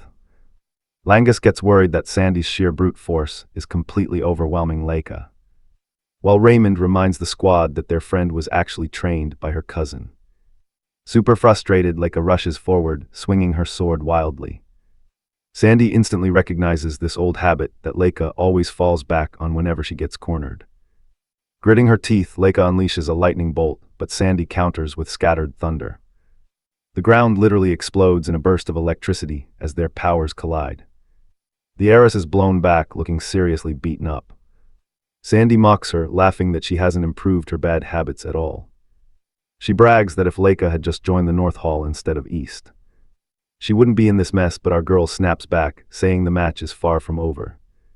Her cousin brutally tells her to just give up, wishing she'd convinced her dad to force Leica into the North Hall way back then. Refusing to back down, she prepares her sword. Let's find out. Alright, you and I are about to watch this savage opponent land another massive hit to teach her cousin a final lesson. As Leica tries to strike back, Sandy easily dodges and leaps high into the air for her ultimate finishing move. While the rest of the crew is absolutely terrified of her, he remains completely chill. He knows this intense battle is exactly what his half-sister needs to finally break out of her shell. Right then, Sandy calls down a heavenly storm, blasting a massive lightning bolt directly where Leica is standing. By all accounts, this match should be totally over, but when the dust finally clears, Sandy is totally shocked to see her cousin standing strong. She cannot believe Leica actually shrugged off that deadly final strike. Leica admits her old weak self would have been done for, but she spent the last 5 years training just as hard. Now get ready, because she's about to show us that this fight is just getting started. Leica remembers her conversation with our boy right before the match. He had picked up on her nerves instantly.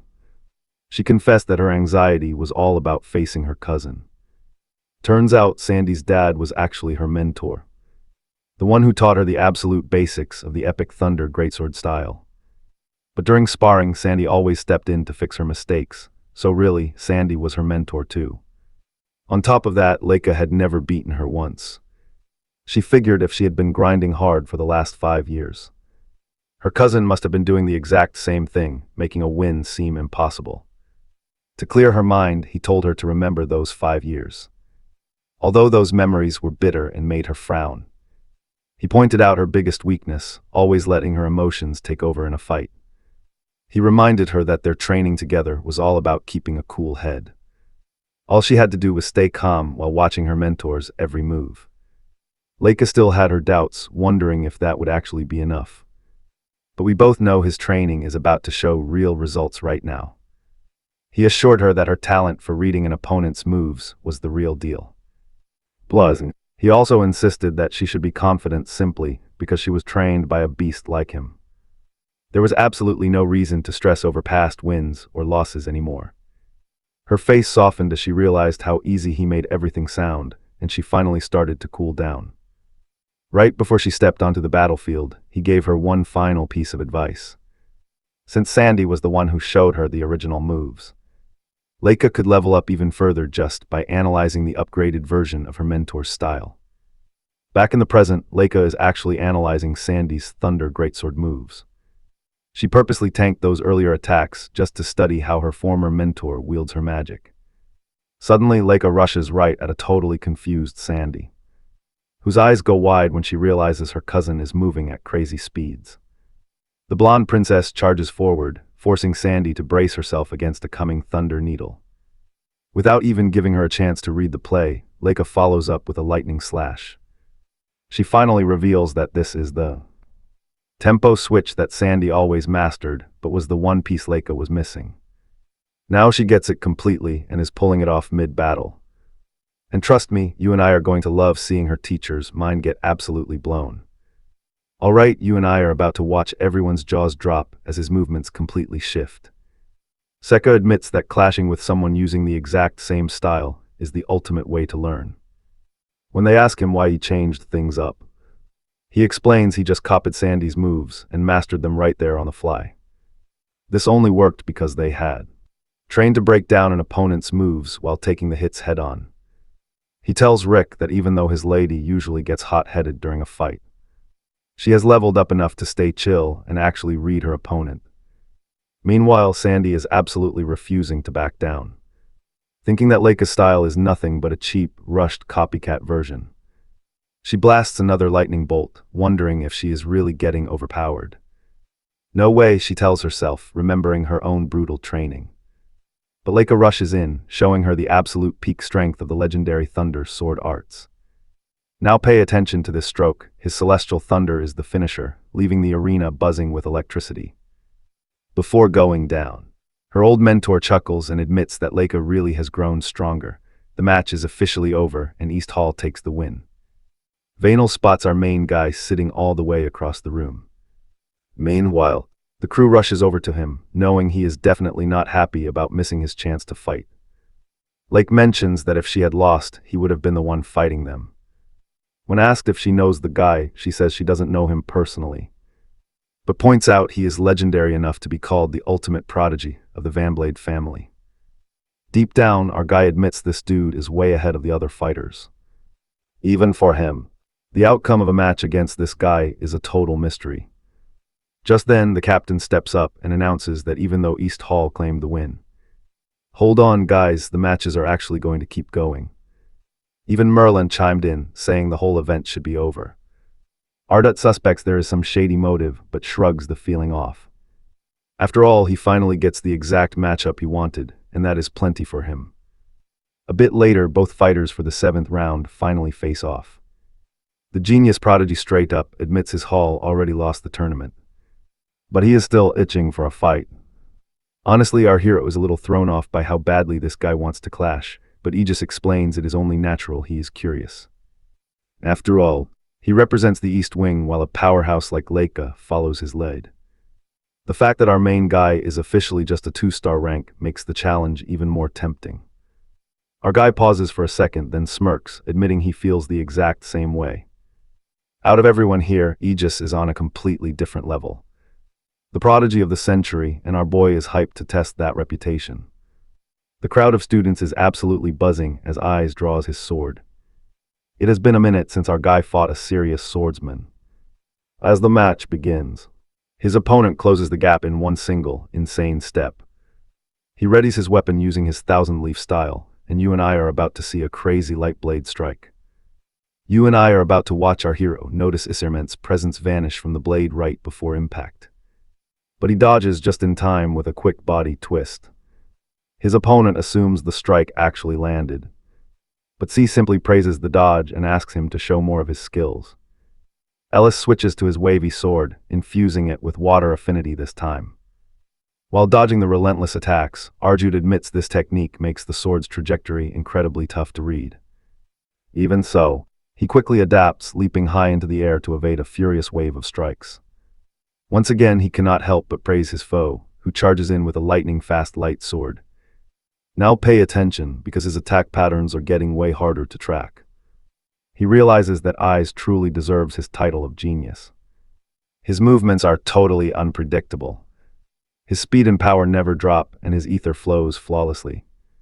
Even though Eyes reads C's breathing pattern with pinpoint precision from relentless training, our boy still dodges every single attack like a boss.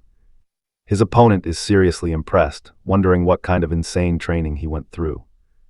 C jokingly offers to train him instead if he is that curious. But Eyes rejects it, saying they can talk after the match is done. Our boy finally goes on the offensive, throwing a punch that Eyes manages to block. On impact, his opponent feels a massive surge of power that definitely does not belong to a 2-star. C changes his breathing rhythm to throw him completely off guard. But Eyes adapts so fast that he completely blows past C's expectations, making C realize since he's attacking, he must be done analyzing his martial arts, which he confirms with a smug smile. Suddenly, the prodigy of the north leaps into the air to strike once more. I know what you're thinking, but just as C thinks it's the exact same pattern, he is caught completely off guard. His opponent pulls out a brand new trick, targeting the image's shadow. The deadly move actually connects, slashing C right across the chest. He stumbles back, temporarily stunned that he actually took some real damage, while Eyes grimly asks if he needs to show him even more. But instead of panicking, our crazy hero just grins because things are finally getting interesting. Meanwhile, Sandy slowly opens her eyes, taking a second to realize where she is. Her squad mates immediately rush over. She starts to apologize for losing, but they quickly cut her off, apologizing instead for not stopping her. She admits her opponent is ridiculously strong and tells them to give it their all next time. When she asks if the match between the West and South has started yet, her friends shock her by saying the current match between North and East is still going and getting crazy intense. Looking over at the arena, Sandy is stunned to see her leader unleashing his 5 shadow aura sword, meaning he is fighting at maximum power. She is totally speechless as she remembers Leica's warning that C is actually the strongest monster among their entire group. He is right in the action, slashing relentlessly with his 5 shadow swords, but C effortlessly dodges every single attack. Honestly, you and I are just as curious about his godlike body. Let's dive into this fight where this dude isn't even out of breath yet. He says it's all from his insane stamina training, and while martial arts are cool and all, he truly believes that the basics are the real backbone of any true fighter. This totally hypes up his opponent to train his own body way harder from now on. Gearing up for his next move, Sek closely analyzes his opponent, checking out the sharp sword edge, its durability, speed, and overall lethal range.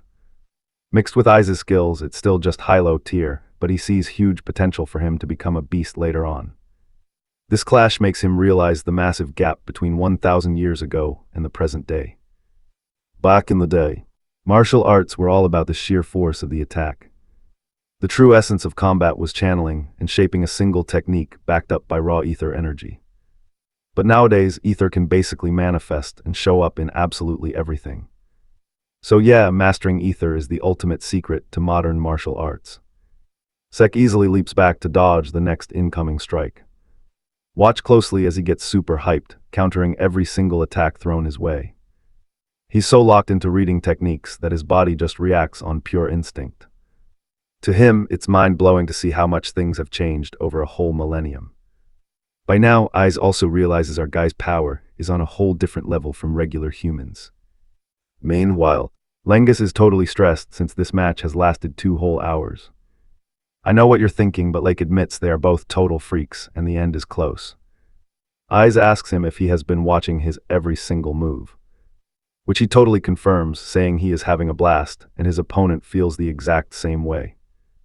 Burning through his last bit of energy, he decides to unleash his newest ultimate move. Dripping sweat and exhausted, he admits he might lose. But he is going down swinging with his ultimate 5-blade sword. Suddenly, our main character reveals his own trick. He unleashes dozens of blazing fists, the second form of the dragon extinction combat art. The shockwaves are so ridiculously powerful that they catch the other nearby candidates completely off guard, forcing their entire team to scramble into a defensive stance. Sandy is once again totally blown away by this insane flex of power. Aiz's sword is completely shattered, and he's lying on the ground, totally spent. But with a huge smile, he admits he still has a long way to go with his training. Our boy stands victorious as the West Wing champion. The whole crowd is left completely speechless watching Sek, standing tall after beating such an elite opponent, since the arena is now a total disaster zone. The match between West and South is on hold until they fix up the place.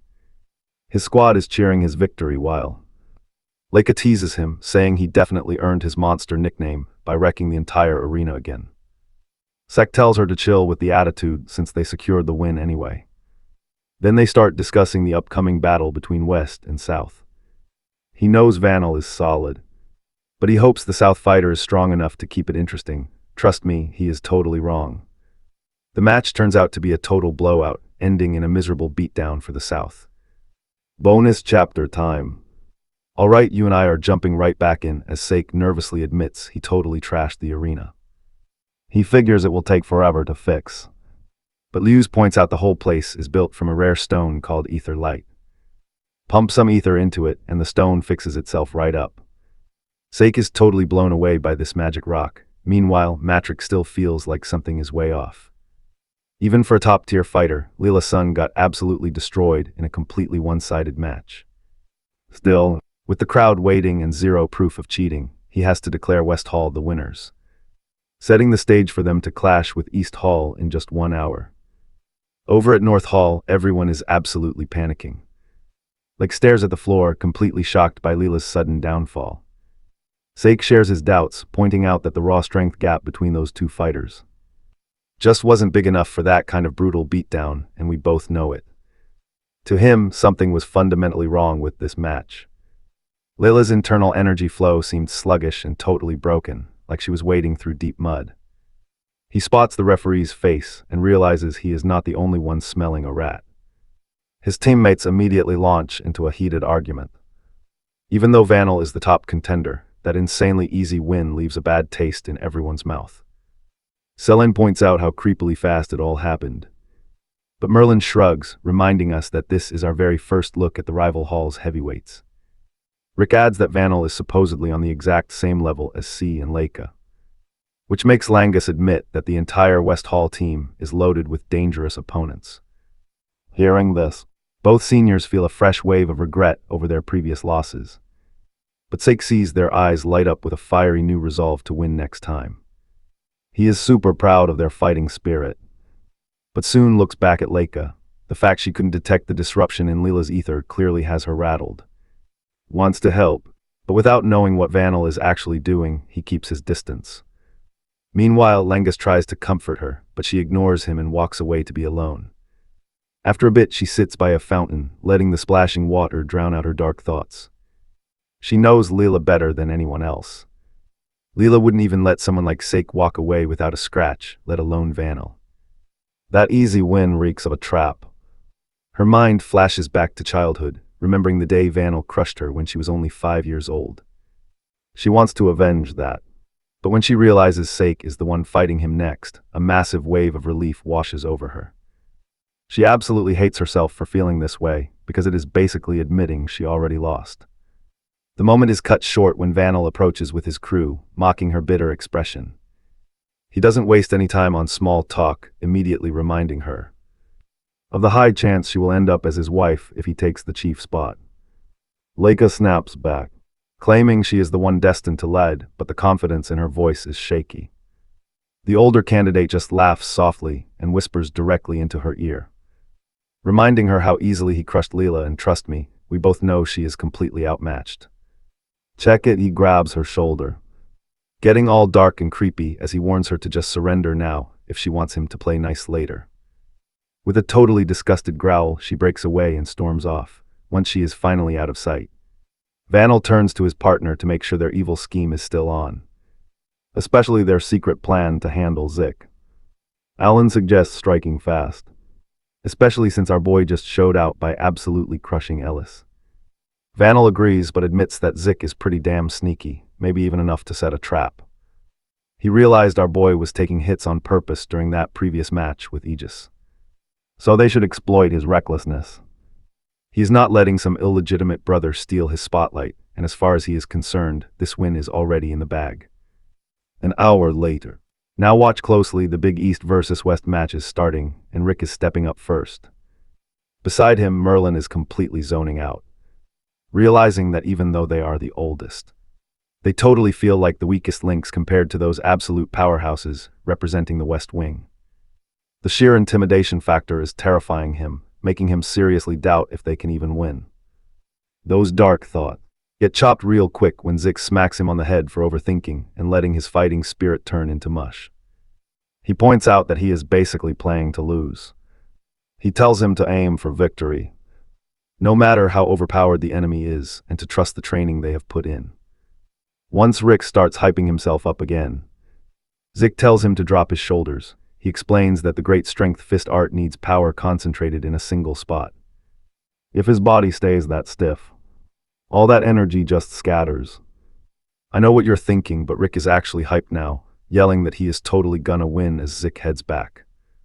Leica remarks how bizarre it is that our boy knows so much about this martial art and others without any real schooling, despite never having a formal teacher. Zik replies with his classic arrogance, saying that is a dumb question because he knows this stuff simply because he is him. His response makes her instantly regret even asking in the first place.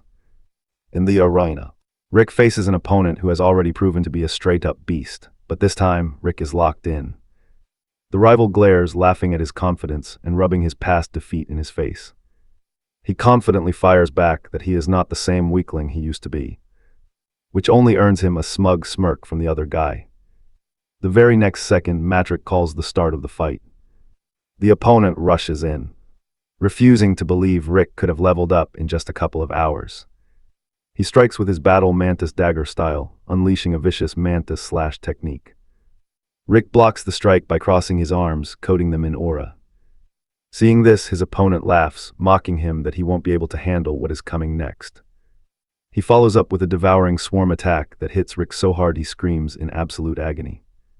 Will he survive? You and I will have to wait and see. Listen up, Rick admits to himself. This opponent is crazy tough, but he refuses to throw in the towel. He throws a punch, but the guy easily brushes it off, totally confident Rick can't touch him. Realizing he cannot catch this speedy dude on pure hustle, Rick brainstorms his next move, remembering his idol's advice to chill out and channel that raw power. Rick wipes his mouth with grit, deciding his next swing is going to be all or nothing. His opponent preps a sharp flash attack, calling Rick a stubborn little weakling. But Rick shocks the crowd by grabbing the sword blade to force the guy to freeze. With his target locked, he loads up his fist, unleashing his legendary big strength fist art. Check it out, that huge punch lands with massive impact, absolutely leveling his opponent. The whole arena goes wild as the match is called, crowning the East Wing victorious. Rick cheers happily while his opponent stares in total disbelief at his loss. When the loser walks back to Benil, he gets booted mercilessly. Beniles turns to his crew, telling them to absolutely crush their rivals, and they agree instantly. Round 2 starts right away, pitting Merlin against one of Benile's goons. Merlin kicks things off with sword art. A red flame sparks slash, but her opponent easily blocks it with his spear. He counterattacks with his mega chaos spear art, unleashing a savage barrage that leaves her coughing as the hit connects. He gives her zero breathing room, keeping up a brutal and relentless beatdown. Merlin's squad turns pale watching their teammate take such a nasty beating. Raymond holds Rick back, reminding him that jumping in means an instant disqualification. In the end, the match wraps with Merlin getting wrecked, securing a win for the West Wing. Rick dashes to her side, frantically screaming her name in pure panic. You and I both feel the pain here as our boy watches, hearing those desperate cries. Merlin's in bad shape, staying totally knocked out despite her friends screaming her name. He silently takes it all in. His face hardens into a super cold and serious look. While he is plotting, the squad spots the opponent walking by.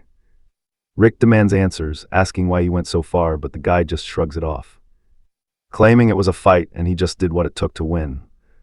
When the gang argues that such brutality was completely uncalled for, the fighter laughs and calls them totally naive for thinking the West Hall would ever show mercy to an enemy, with someone stepping forward, guessing this cruelty came directly from their big boss. The dude does not deny it, saying they should quit if they can't take the heat. He points out that even Mentric did not stop it, because that is the game. Merlin showed off her fighting spirit, and he just stepped on it. Before Leica can clap back, he shrugs them off as noise and warns them to watch their backs, since they'll all end up like her. Let's see. Alright, you and I are about to see Rattan step up to bully poor Angus into quitting, but as our timid boy speaks, his bully barks at him to shut his mouth, asking if he is gonna quit or get broken just like Merlin, threatening to thrash him just like back in their village. Leica is ready to scream, but Lango stands tall, directly defying his bully and promising to beat him, leaving the jerk completely ticked off. As the shy kid steps into the arena, Sekuna's voice echoes in his head, making him shake. Our hero comforts him, revealing he recreated a special technique based on an experience from years ago. Right before the fight starts, Sek drops some cryptic advice, telling him that clouds drift freely and water flows without end. Angus is totally lost, but Sek tells him to picture those things if he hits a wall during the battle. Now watch this. Mentric notices Angus standing frozen in place and literally screams to snap him out of it. He snaps back, apologizes quickly, and gets into his stance. The clash begins and Langus strikes first with his cloud water spear, thrusting his weapon forward with a burst of liquid energy. The bully parries the attack with his sword, countering with a snake assault strike that unleashes a devastating piercing blow. Langus barely blocks the hit, but the jerk strikes again, mocking him for acting tough when he has absolutely zero strength. This time a snake slash lands perfectly. Even with his guard up, the strike slips right past and hits him. Rattan laughs, telling him to block the next one as he presses his advantage. Angus fights back with flowing water clouds, unleashing a stream of energy from his spear, but his opponent blocks it cold with his blade. With a massive surge of force, Rattan shoves him back. We are all sweating here as their shy friend stumbles and barely keeps his footing. He realizes his block and counter strategy is totally failing because Rattan is smartly using Angus's own momentum against him. Things get worse when his opponent not only reads his strategy easily, but proves to be a counterattack specialist. He taunts Angus, bragging that the gap in their skills is just way too massive to close. The bully grabs him roughly, growling that he is delusional to think a fake dragon's kid could ever be strong. To him, the kid is pure trash, just like his father. Langus screams at him to keep his dad's name out of his mouth, but the jerk just slaps him. He mocks him, saying Angus will never be the real deal or defeat someone of his level. Ratan's words absolutely crush the poor kid's spirit. He sinks into deep despair, believing he was wrong to think he could ever be strong, and that he is just a fake dragon after all. As a tear falls, a memory flashes back to a time he spent fishing with his dad. He remembers telling his dad how much he loved fishing, and his dad replied that he loved watching the clouds while waiting for a bite. Back then, his father had quoted the exact same words Sek used. How the clouds drift peacefully while the river water flows without end. He explained that watching clouds makes us realize how tiny our human worries really are, and trust me, that hits deep. Right then and there. You and I know Lagus had no clue what that meant. But his dad promised him that one day he'd get it. As Lagus wobbles on the brink of passing out, Metric just watches in utter shock. The brutal bully doesn't even wait to recover. He lifts Lagus up by his collar, mocking him for being a total failure just like his old man. But when thoughts of cloud and water echo in his mind, the spirit of Angus comes roaring back to life. He snaps into action, blocking Ratan's next strike and shoving the bully back with insane, unexpected strength. A huge grin spreads across Metric's face as he witnesses this unbelievable transformation. Lagus has officially unlocked his third star. Now watch closely, because even after seeing his former prey hit 3 stars, Ratan flat out refuses to believe they are equals. Readying his blade, he screams in denial while launching a snaking slash at Lagus. The kid watches like a hawk, dodging the attack through pure, raw reflex. Ratan can't wrap his head around how he even landed a hit on Lagus earlier, wondering how his opponent is tracking his moves now. Especially since it should be impossible. He strikes again with his chaotic swarm of serpents. His energy surges towards Lagus from both sides, but he keeps pushing forward, meanwhile watching the match. Our main man tells Leica that Lagus has taken a massive step closer to his true essence. This leaves her totally confused, so he explains that Lagus's affinity is cloud and water. No matter what gets in the way, water never stops. It's super flexible, yet it swallows any life force in its path. I know what you're thinking, he showed this before, but now, Lagus is absolutely dominating. Leica can't believe he pulled this off in such a ridiculously short time. But he chimes in, noting Lagus might not even realize it because his focus is completely off the charts. Ratan is officially terrified, and now he charges in again, desperately trying to force some breathing room. But Lagus steps right up, deflecting the sword with a perfect spear parry. Our boy smiles, knowing that water isn't just meant to flow smoothly. Lagus channels all his energy, whipping up a violent water blast that hits Ratan, sending him flying flat on his back. When Metric announces the East Wing victory, Lagus is left standing there, totally speechless. It's like he was fighting on pure instinct and suddenly just snapped out of it. Leica immediately rushes over to congratulate him on his 3 stars, but he's still in a daze. Suddenly the reality finally clicks, and he lets out a scream of pure joy. His friends shower him with praise, but he's still processing the fact that he actually beat the bully, while Metric is dying to know about that insane final move. Laura says it looked like a water dragon climbing up a waterfall, which Raymond thinks is awesome. The poor guy is so out of it that he didn't even realize he pulled off a legendary technique. Our hero steps in and explains that the move was the Rising Dragon Piercer, a technique recorded in Volume 2 of the Cloudwater Spear style. He notes that even though Lagus has only read Volume 1, he's teaching himself advanced moves. His sister is super curious about how he knows all this. He can't exactly tell her that he literally invented the technique. So he plays it cool, claiming he just saw it in the library. Classic move, right? Let's dive into how this kid reached that level just by self-studying. Insane. Turns out, just like Gilfa's, never actually wrote this technique down. His descendants probably split the secret moves into different scrolls and hid them upstairs to keep clueless rookies from messing with them.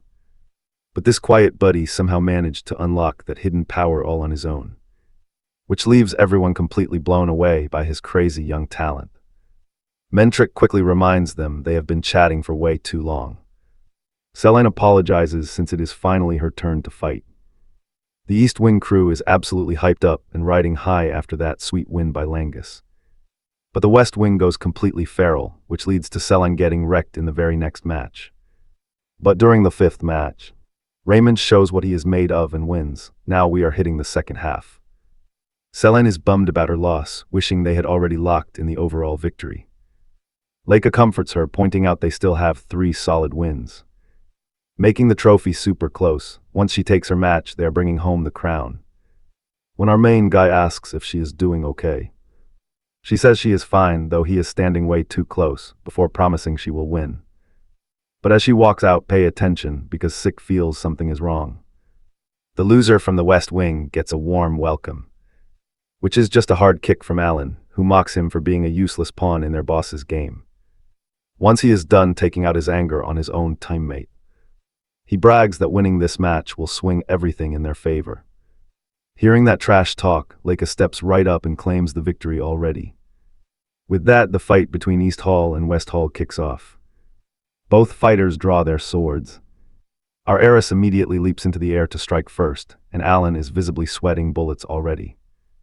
He knows she is the one who took down someone as strong as Sandy, so he grips his blade super tight, ready for absolutely anything. Their swords clash with massive force before both fighters leap back, making space to reset their stances. Deep down, Alan knows he is probably going to lose this match. But wait, you and I both know his boss already rigged this by poisoning Leica to lock in the win. And that dirty trick is finally kicking in. Our blonde lead freezes up as her body completely shuts down, and seeing his chance, her opponent swings his sword high, yelling that she does not stand a chance. Leica barely blocks the blow, but her weakened body just cannot handle the raw power behind his heavy strike. As she struggles to stand, Alan seizes the moment and kicks her hard. Her teammates watch from the sidelines, their hearts totally sinking with deep worry. The blonde heiress realizes she cannot summon her lightning, but has no idea why. Sensing she is helpless, Alan mocks her, saying over and over that she cannot change how this fight ends. Then he unloads a brutal, totally ruthless beatdown on her. Taking hit after hit, things look incredibly grim because she has not just lost her lightning. She lost her ether too, trust me. You and I are about to watch Leica fight for her life, since every blow from Alan now puts her in serious danger. With no ether left to shield her, she is totally defenseless. Her enemy strikes again as Leica struggles desperately to survive. Watching this chaotic matchup, even the northern students know something is off. Ellis is the very first to realize her ether has completely vanished. Leica finally drops to her knees, battered and bruised, coughing up blood while gasping for air. Even her rival has to Loki admit her sheer willpower is absolutely insane. Tanking this much damage proves she is 100% worthy of leading her noble family. Next second, he looks over to his boss. Watch closely now, because as his boss gives the signal, Alan prepares to deliver a straight-up fatal blow. Lanxus tries to jump in and stop this, but Raymond holds him back. Our main man is ready, too. His ether flares up as he prepares to leap, but Sandy suddenly crashes in and blocks Alan's lethal strike with her own sword. Sek lets out a massive sigh of relief seeing her save. Alan screams at her for messing with the match, but Sandy tells him to shut his mouth. She knows exactly what kind of dirty game he was playing. He wasn't just trying to win, he wanted to murder his own cousin. A shocked, heavy silence fills the entire arena after Sandy's call-out. Alan loudly denies the accusation, but even Eyes steps in, pointing out that final blow was definitely meant to kill, while they argue. The northern representative warns Alan that if he wants to avoid getting formally charged, he needs to watch his mouth and his actions. You and I both know that since Leica couldn't use her ether, that final blow was straight-up murder. But then, Benel chimes in, mocking them for being the ones who interrupted the match. He complains they are only whining about methods because the girl was too weak to keep up. To the West Hall, this is a real battle. They don't care about their opponent's condition, they just want to totally crush them. Sandy fires back, saying there must be limits since this isn't some crazy death match. Vanilla just sneers at her, calling her soft and saying that's exactly why she lost, because for them, every single fight is real. But hey, he jokes that even they know when to hold back, claiming they never actually planned on killing her. Sandy's body literally crackles with lightning at his pure audacity. But before she can launch, Mentric takes a menacing step forward. His dark, heavy aura suddenly wraps around everyone as he asks with a totally blank face, who exactly gave them permission for all this useless chatter? When Sandy tries to defend her cousin, he quickly shuts her up, coldly stating that he decides the match results, and they have zero right to be out here complaining. His words carry so much weight that she immediately backs down and apologizes. Mentric then officially names West Hall the winner and clears everyone off the stage, except for the fighters of the very next round. Aiz picks Leica up and tells his teammate to grab her dropped sword. A second later, our crew rushes over. They are all panicking, but Aiz tells them to chill. He gave her a potion, and trust me, she is heading to the clinic to recover. Sick apologizes for causing the trouble, but Ellis knows if Sandy hadn't stepped in, Sick would have done the same. Stick with me here. Sick doesn't even deny it. Sandy then brings up the elephant in the room. Benil's faction might be getting stronger, but they're definitely not strong enough to completely overwhelm his cousin in a one-sided beatdown like that. The other students totally agree, pointing out that this matchup followed the exact same shady pattern as Benil's fight against Layla. Before taking off, Ellis warns our boy to stay alert and watch out for any dirty tricks from the West. He appreciates the heads up and turns around to face his brand new opponent. Vanel is as cocky as ever, already declaring himself the absolute winner of this match. Our boy does not even give him a reply, which totally makes his opponent scowl at the absolute disrespect, and just like that, the match begins. Now watch closely. Vanel opens his mouth to talk trash and erase that smug look, but he gets cut off. His words are completely cut short by an explosive punch right to his face. Van gets blasted backwards so easily it leaves the entire crowd, including the captain, completely speechless. Our boy just sneers, mocking how Vanel talked so big about real combat, only to drop his guard immediately. He waves him on, challenging his enemy to finally show him that real combat he loves. Even before this match kicked off, our guy warned his opponent he's treating this like a real life-or-death battle, hoping Vanillin won't regret his big words later. His smug opponent, totally baffled by this sudden shift in energy, snaps back that our hero will be the one regretting stepping into this ring. As they square up, our boy makes it clear, soon they will see who's left standing.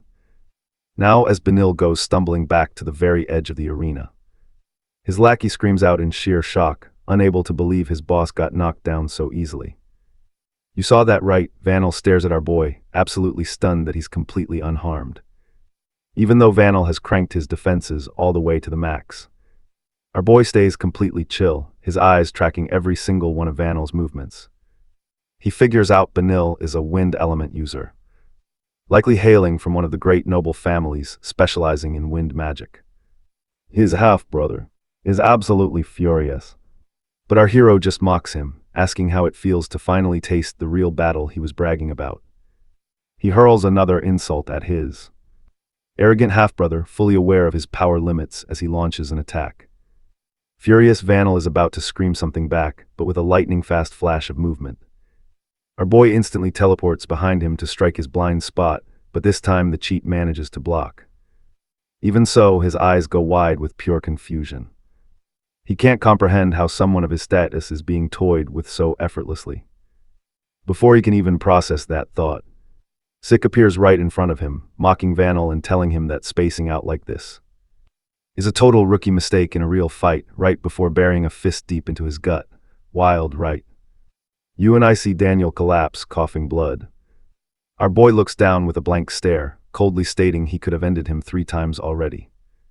First with that strike to his face, then a blow to the neck, and finally he could have easily stopped the heart of Benil if this were actually the real battle Benil wanted so badly. He would be dead meat. Our friend is just being nice enough to hold back.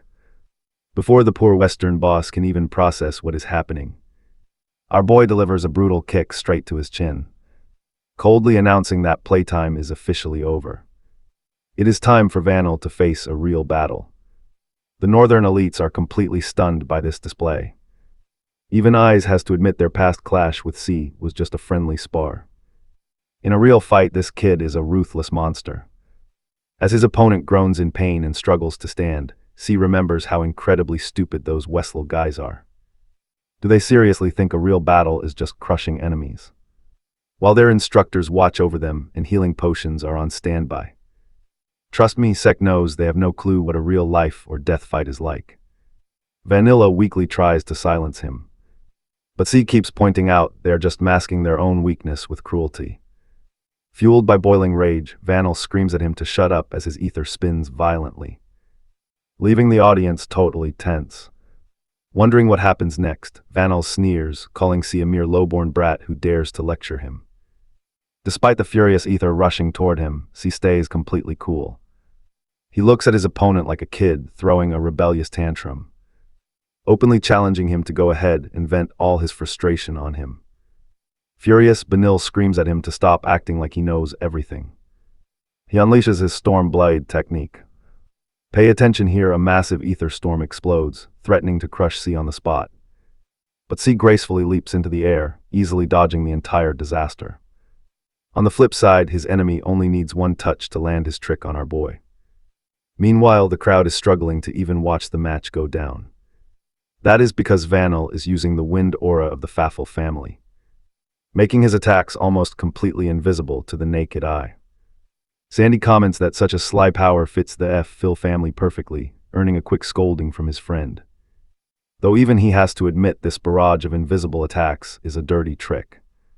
Lengiz watches from the sidelines, looking visibly worried for his friend. Benil gets more and more frustrated after failing to land a single hit. C just taunts him further, telling him he is only going with the flow, in no mood for another lecture. The angry kid leaves an opening, and C quickly smacks him in the head. Benil tries to retaliate over and over again, but every single time, C slips through the wind blades with a cool head. Like a wise elder dealing with a brat, C asks if he is finally satisfied, pushing Benil over the edge. He screams that he will kill him for mocking him like this. As Benil lunges forward for a final strike, let's watch C cock back his fist. Alright, stick with me here, our boy already read his opponent's moves, and the guy's totally maxed out. He plays it smart, telling Benil to throw in the towel before things get way more painful. But wait, that sneaky snake finds a quick opening and grabs hold of Seek's ankle, pumping that same ether-blocking poison straight into his system. Seek stops dead mid-sentence, catching that sudden, nasty gleam in his opponent's eyes. Wearing a wicked smirk, Benil declares that it's officially game over. At first, our boy doesn't quite get what just happened, but Benil doesn't waste a single second and unleashes a massive barrage of bullets, forcing Seek to brace himself and block the incoming attack.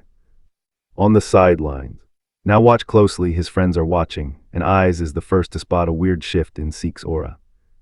Suddenly, Leica shows up leaning on Merlin, giving props to Eyes' crazy sharp instincts. Everyone's shocked she's out of the clinic so fast, but she tells them she's doing fine for now. Raymond drops the big question. Does she know what's happening to Seek, since she literally just went through the exact same thing? Leica can't say for sure, but she bets it's the exact same nightmare, a sudden, complete shutdown of his ability to use ether. Looking back, she realizes this is probably what happened to Leela during her fight against Benil too. The squad instantly panics at the thought of Seek being completely stripped of his ether powers. Meanwhile, Benil is totally feeling himself. He's ready to make Seek pay for being cocky and looking down on him. With a violent snap of his fan, he triggers his first secret art, Hurricane Dust. A massive ether storm erupts, swallowing the entire arena, as he blasts the full force of the cyclone at our boy, sure it's the killing blow. Langa screams out Seek's name in pure terror. But check this out, Seek doesn't just survive the insane attack. He charges right through the storm and punches Benil clean across the arena. Benil wipes the blood from his mouth and glares back at him with pure, unadulterated disbelief, wondering how on earth his move did absolutely zero damage to him. While the rest of the crowd is losing their minds, Leica just watches with a knowing smirk. She knows the truth better than anyone. Losing his ether power won't make a single bit of difference to a powerhouse like Seek. Meanwhile, looking at the weird substance his body is already detoxing, Seek easily figures out its poison. Benil grits his teeth because his special toxin was supposed to be completely undetectable. But our boy just turns to his opponent, actually praising his talent for making a toxin that shuts down other people's health. That's exactly how Benil crushed his earlier matchups in such a totally one-sided way. Not to mention The fact that this sneaky poison wasn't even picked up by a monster like our boy until it was already flowing through his veins proves Benil's got real talent. The Western boss seriously wants to know how Seek could even hit him with his ether totally blocked. Hearing that, Seek just brags that some cheap, petty poison is completely useless against his raw strength, even with his ether sealed tight. Benil clenches his fist in absolute rage, hearing his entire life's work casually dismissed as totally worthless trash. But what Seek doesn't realize is that Benil actually created this stuff himself. And honestly, you and I have to admit Seek's compliment was surprisingly genuine. You and I are jumping right into this crazy duel, where Benil designed an insanely specific, brilliant poison. The toxic juice is completely harmless to Vanel's own body, even when flowing straight through his own ether. But it is custom made to shut down anyone else he touches. Our boy proudly claims the venom won't do a single thing to him, instantly letting his rival know that he already cured himself. Sek drops some knowledge, telling Vanel he shouldn't rely on poison no matter how great it is, totally catching Vanel off guard. Our boy is fully ready to wrap this fight up now. But his half-brother grits his teeth, remembering all the trash he endured to acquire this poison. He flashes back to his ruthless upbringing, pressured constantly to become the next family head. If he failed, he was completely worthless, always compared to his much better siblings. Even young Leica had way more martial arts potential than him. His mom even trash-talked his lack of talent, but in those dark days he found his calling, making deadly poisons.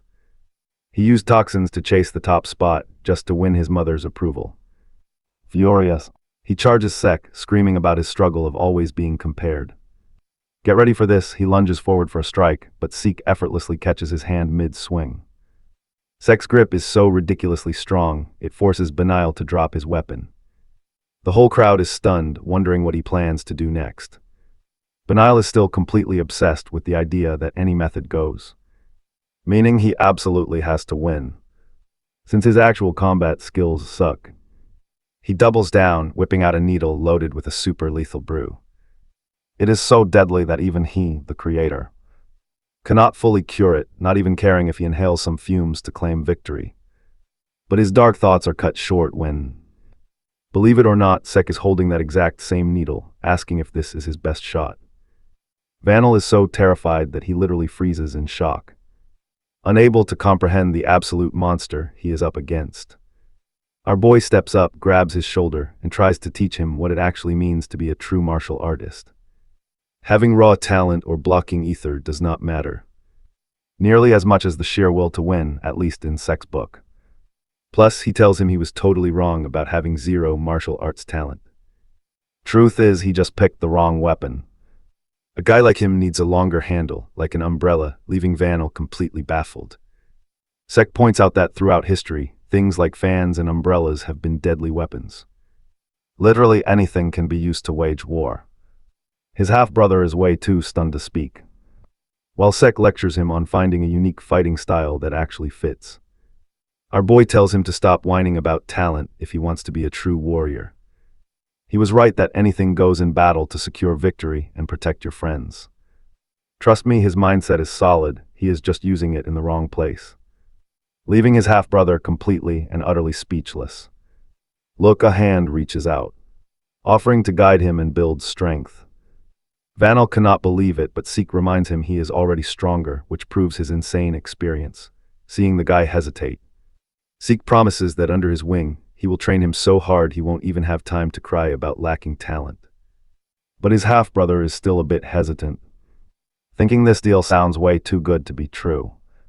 But his deep hunger for power wins out. He reaches forward to grab his brother's hand.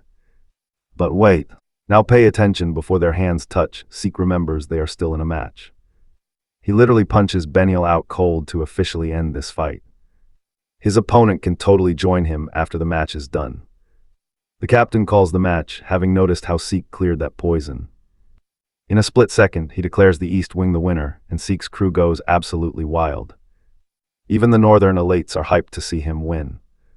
Now that the selection matches are over, it is time to celebrate. Everyone gathers around for an official briefing and a massive feast. The big boss does not beat around the bush. He immediately gets to explaining their crazy new special mission. It wasn't just the East Wing there. Fighters from all the other wings joined in for the food too. Before the captain showed up, the room was thick with tension. Everyone was dying of curiosity. They wondered why every single wing was invited and eagerly waited for answers. In this high-pressure setup, I know what you're thinking, but one guy was completely chilled out. Our main boy Seek was eating away like he had been starving for weeks, even telling his buddies to dig in before the food got cold. His complete lack of worry earns him a pretty stressed comment from the blonde heiress, who asks him how he can just stuff his face when they are about to get assigned some crazy mission. Right then, the official walks in. Seeing that our main guy had already started, he invites everyone else to follow his lead, explaining that this feast is their grand reward for working so hard during the matches. Once everyone settles down, the captain gets ready to break down the mission. Someone speaks up, wondering if they are even allowed to hear the details. But Mantrick reassures him, saying it is fine since they will probably end up joining the mission anyway. Mantrick begins explaining that a very special rift was found inside the dragon territory. This triggers a memory for Seek. He remembers reading all about these phenomena back in the library books.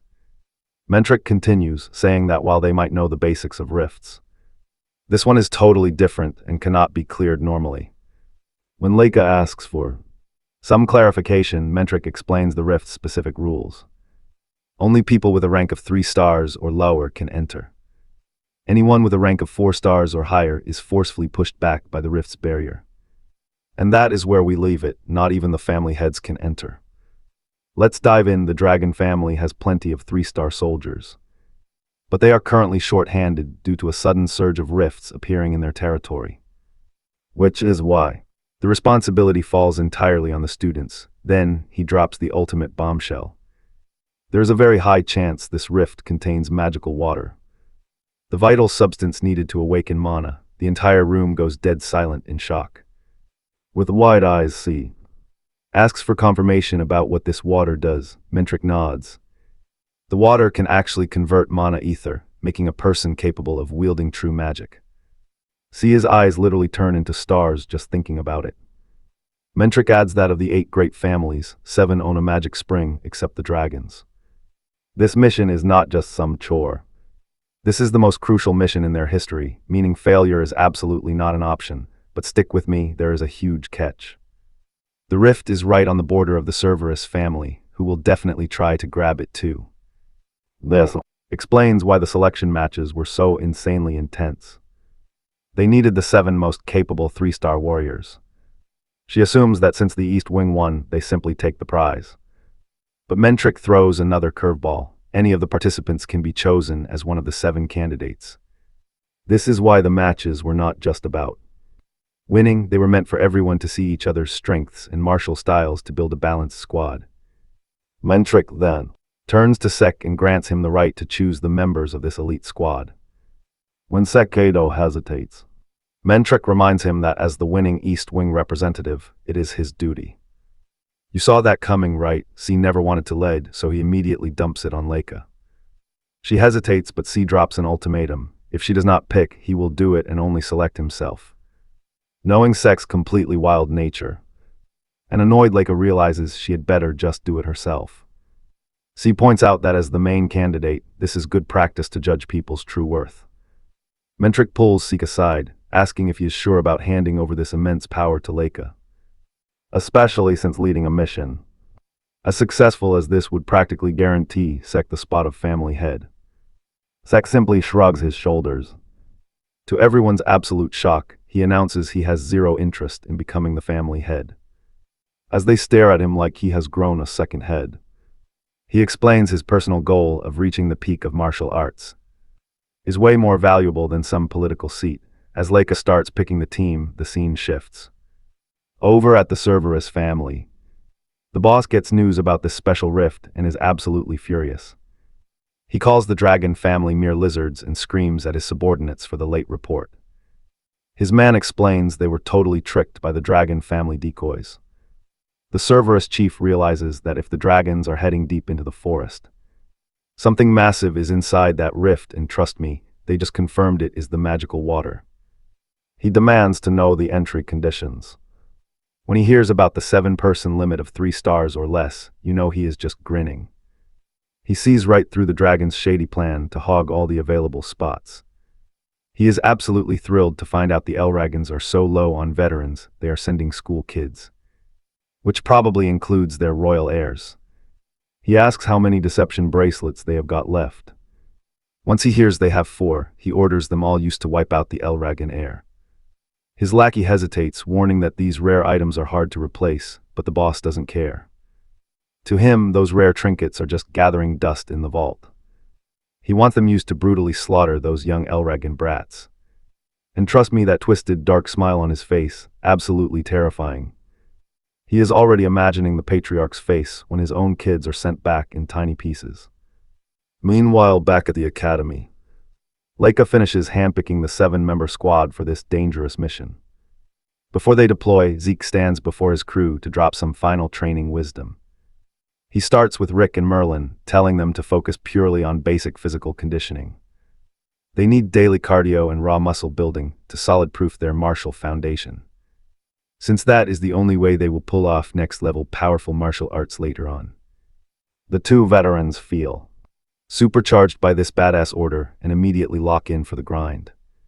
As for Raymond, Zeke has brought out a special regeneration stone. This crazy rock literally reflects any incoming impact 100 times over and cannot be broken by ether. To show them how it works, Zeke punches the stone with no ether. The squad watches in absolute awe as he casually tanks the massive recoil with his shield.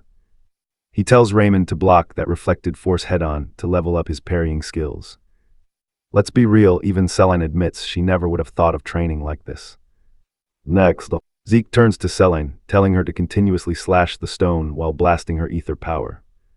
He wants her focusing every ounce of energy into one single microscopic point instead of letting it scatter. When her first few attempts completely miss the mark, Zeke reminds her that hyperfocusing your entire force on a tiny dot is way harder than it looks. He grabs a blade himself and executes a flawlessly precise strike, leaving Celine totally speechless at his insane skills.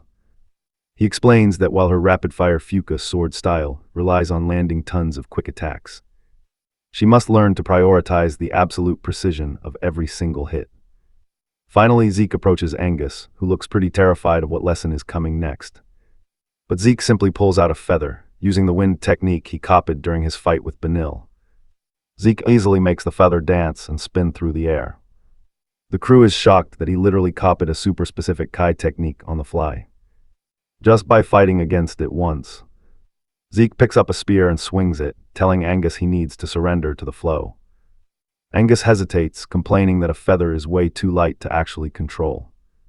Zeke explains the goal isn't to chase the movement, but to literally become one with it, while smoothly guiding the feather with his wind energy. Zeke explains that once Angus masters surrendering to the flow, you and I will watch him create his own.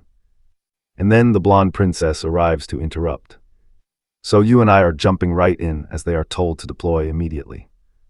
Staring at his best friend's back, Langus is still totally stressing over his own skills, but his classmates hype him up to just send it. As they roll out, Sake notes how crazy this group is getting. La brags that they have officially built the ultimate dream team. Waiting for them is Ellis, rounding out this elite cleanup crew. Sandy, IIS, Leela, Venel, Allen, and Sick, all led by Leica.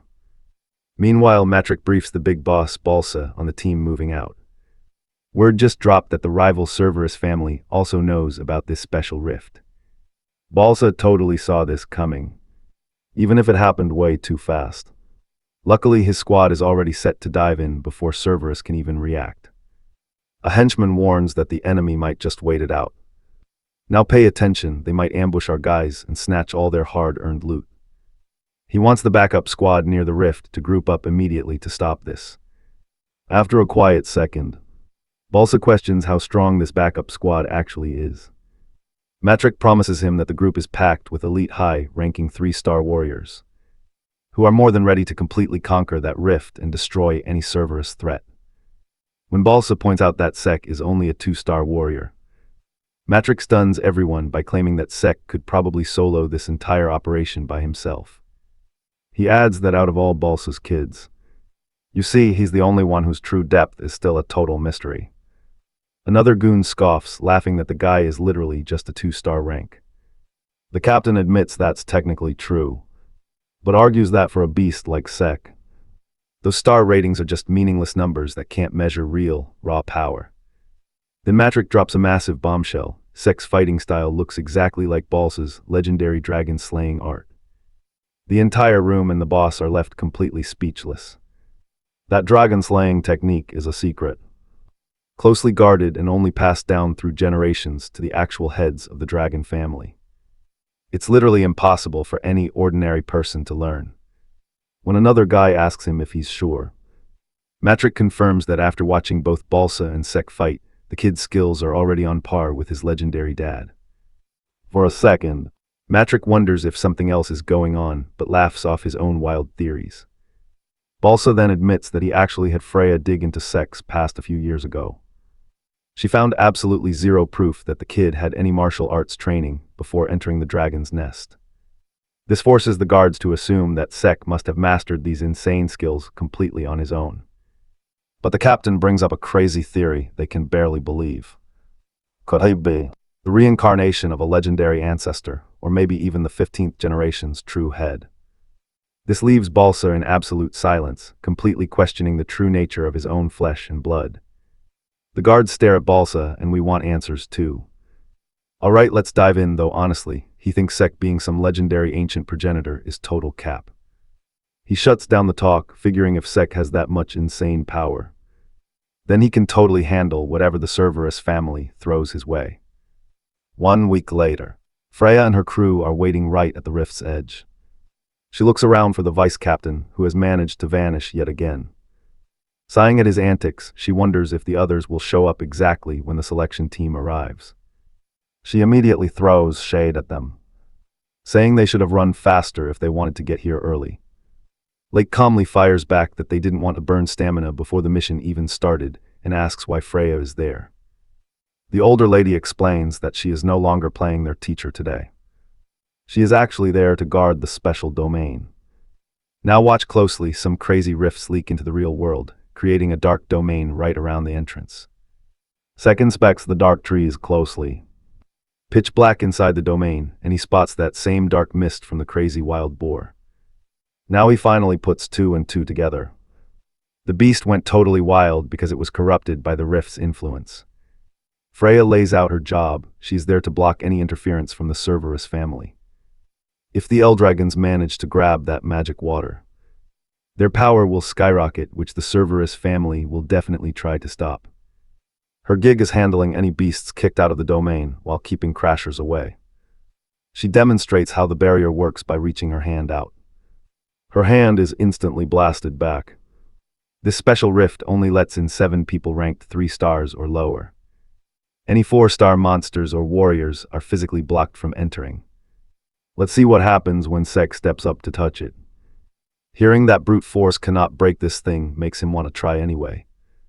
Seeing his crazy grin, Freya warns him to actually listen to her instructions. He straight up lies, claiming he is listening perfectly. Since the Cerberus family has not shown up yet, Freya tells them to get inside and wishes them luck. The moment they step inside, a whole pack of deer-like monsters charges right at them. Van takes a step forward, swings his new staff, using wind magic to blow them away instantly, earning praise from Alan. Looking at his staff, he remembers back at the academy when his half-brother gave it to him. Back then, Vanel could not believe that Sek actually wanted to help him get stronger. When Sek insisted he use the staff for this upcoming mission, Daniel got furious, insulted that he was told to use a totally random weapon for such a critical task. He even threw the staff aside before storming off, but then he froze when he felt his own wind magic resonating with the very staff Sek was holding. Totally shook, asking how Sek did it, but Sek just shrugged, saying he only needs to use the tool.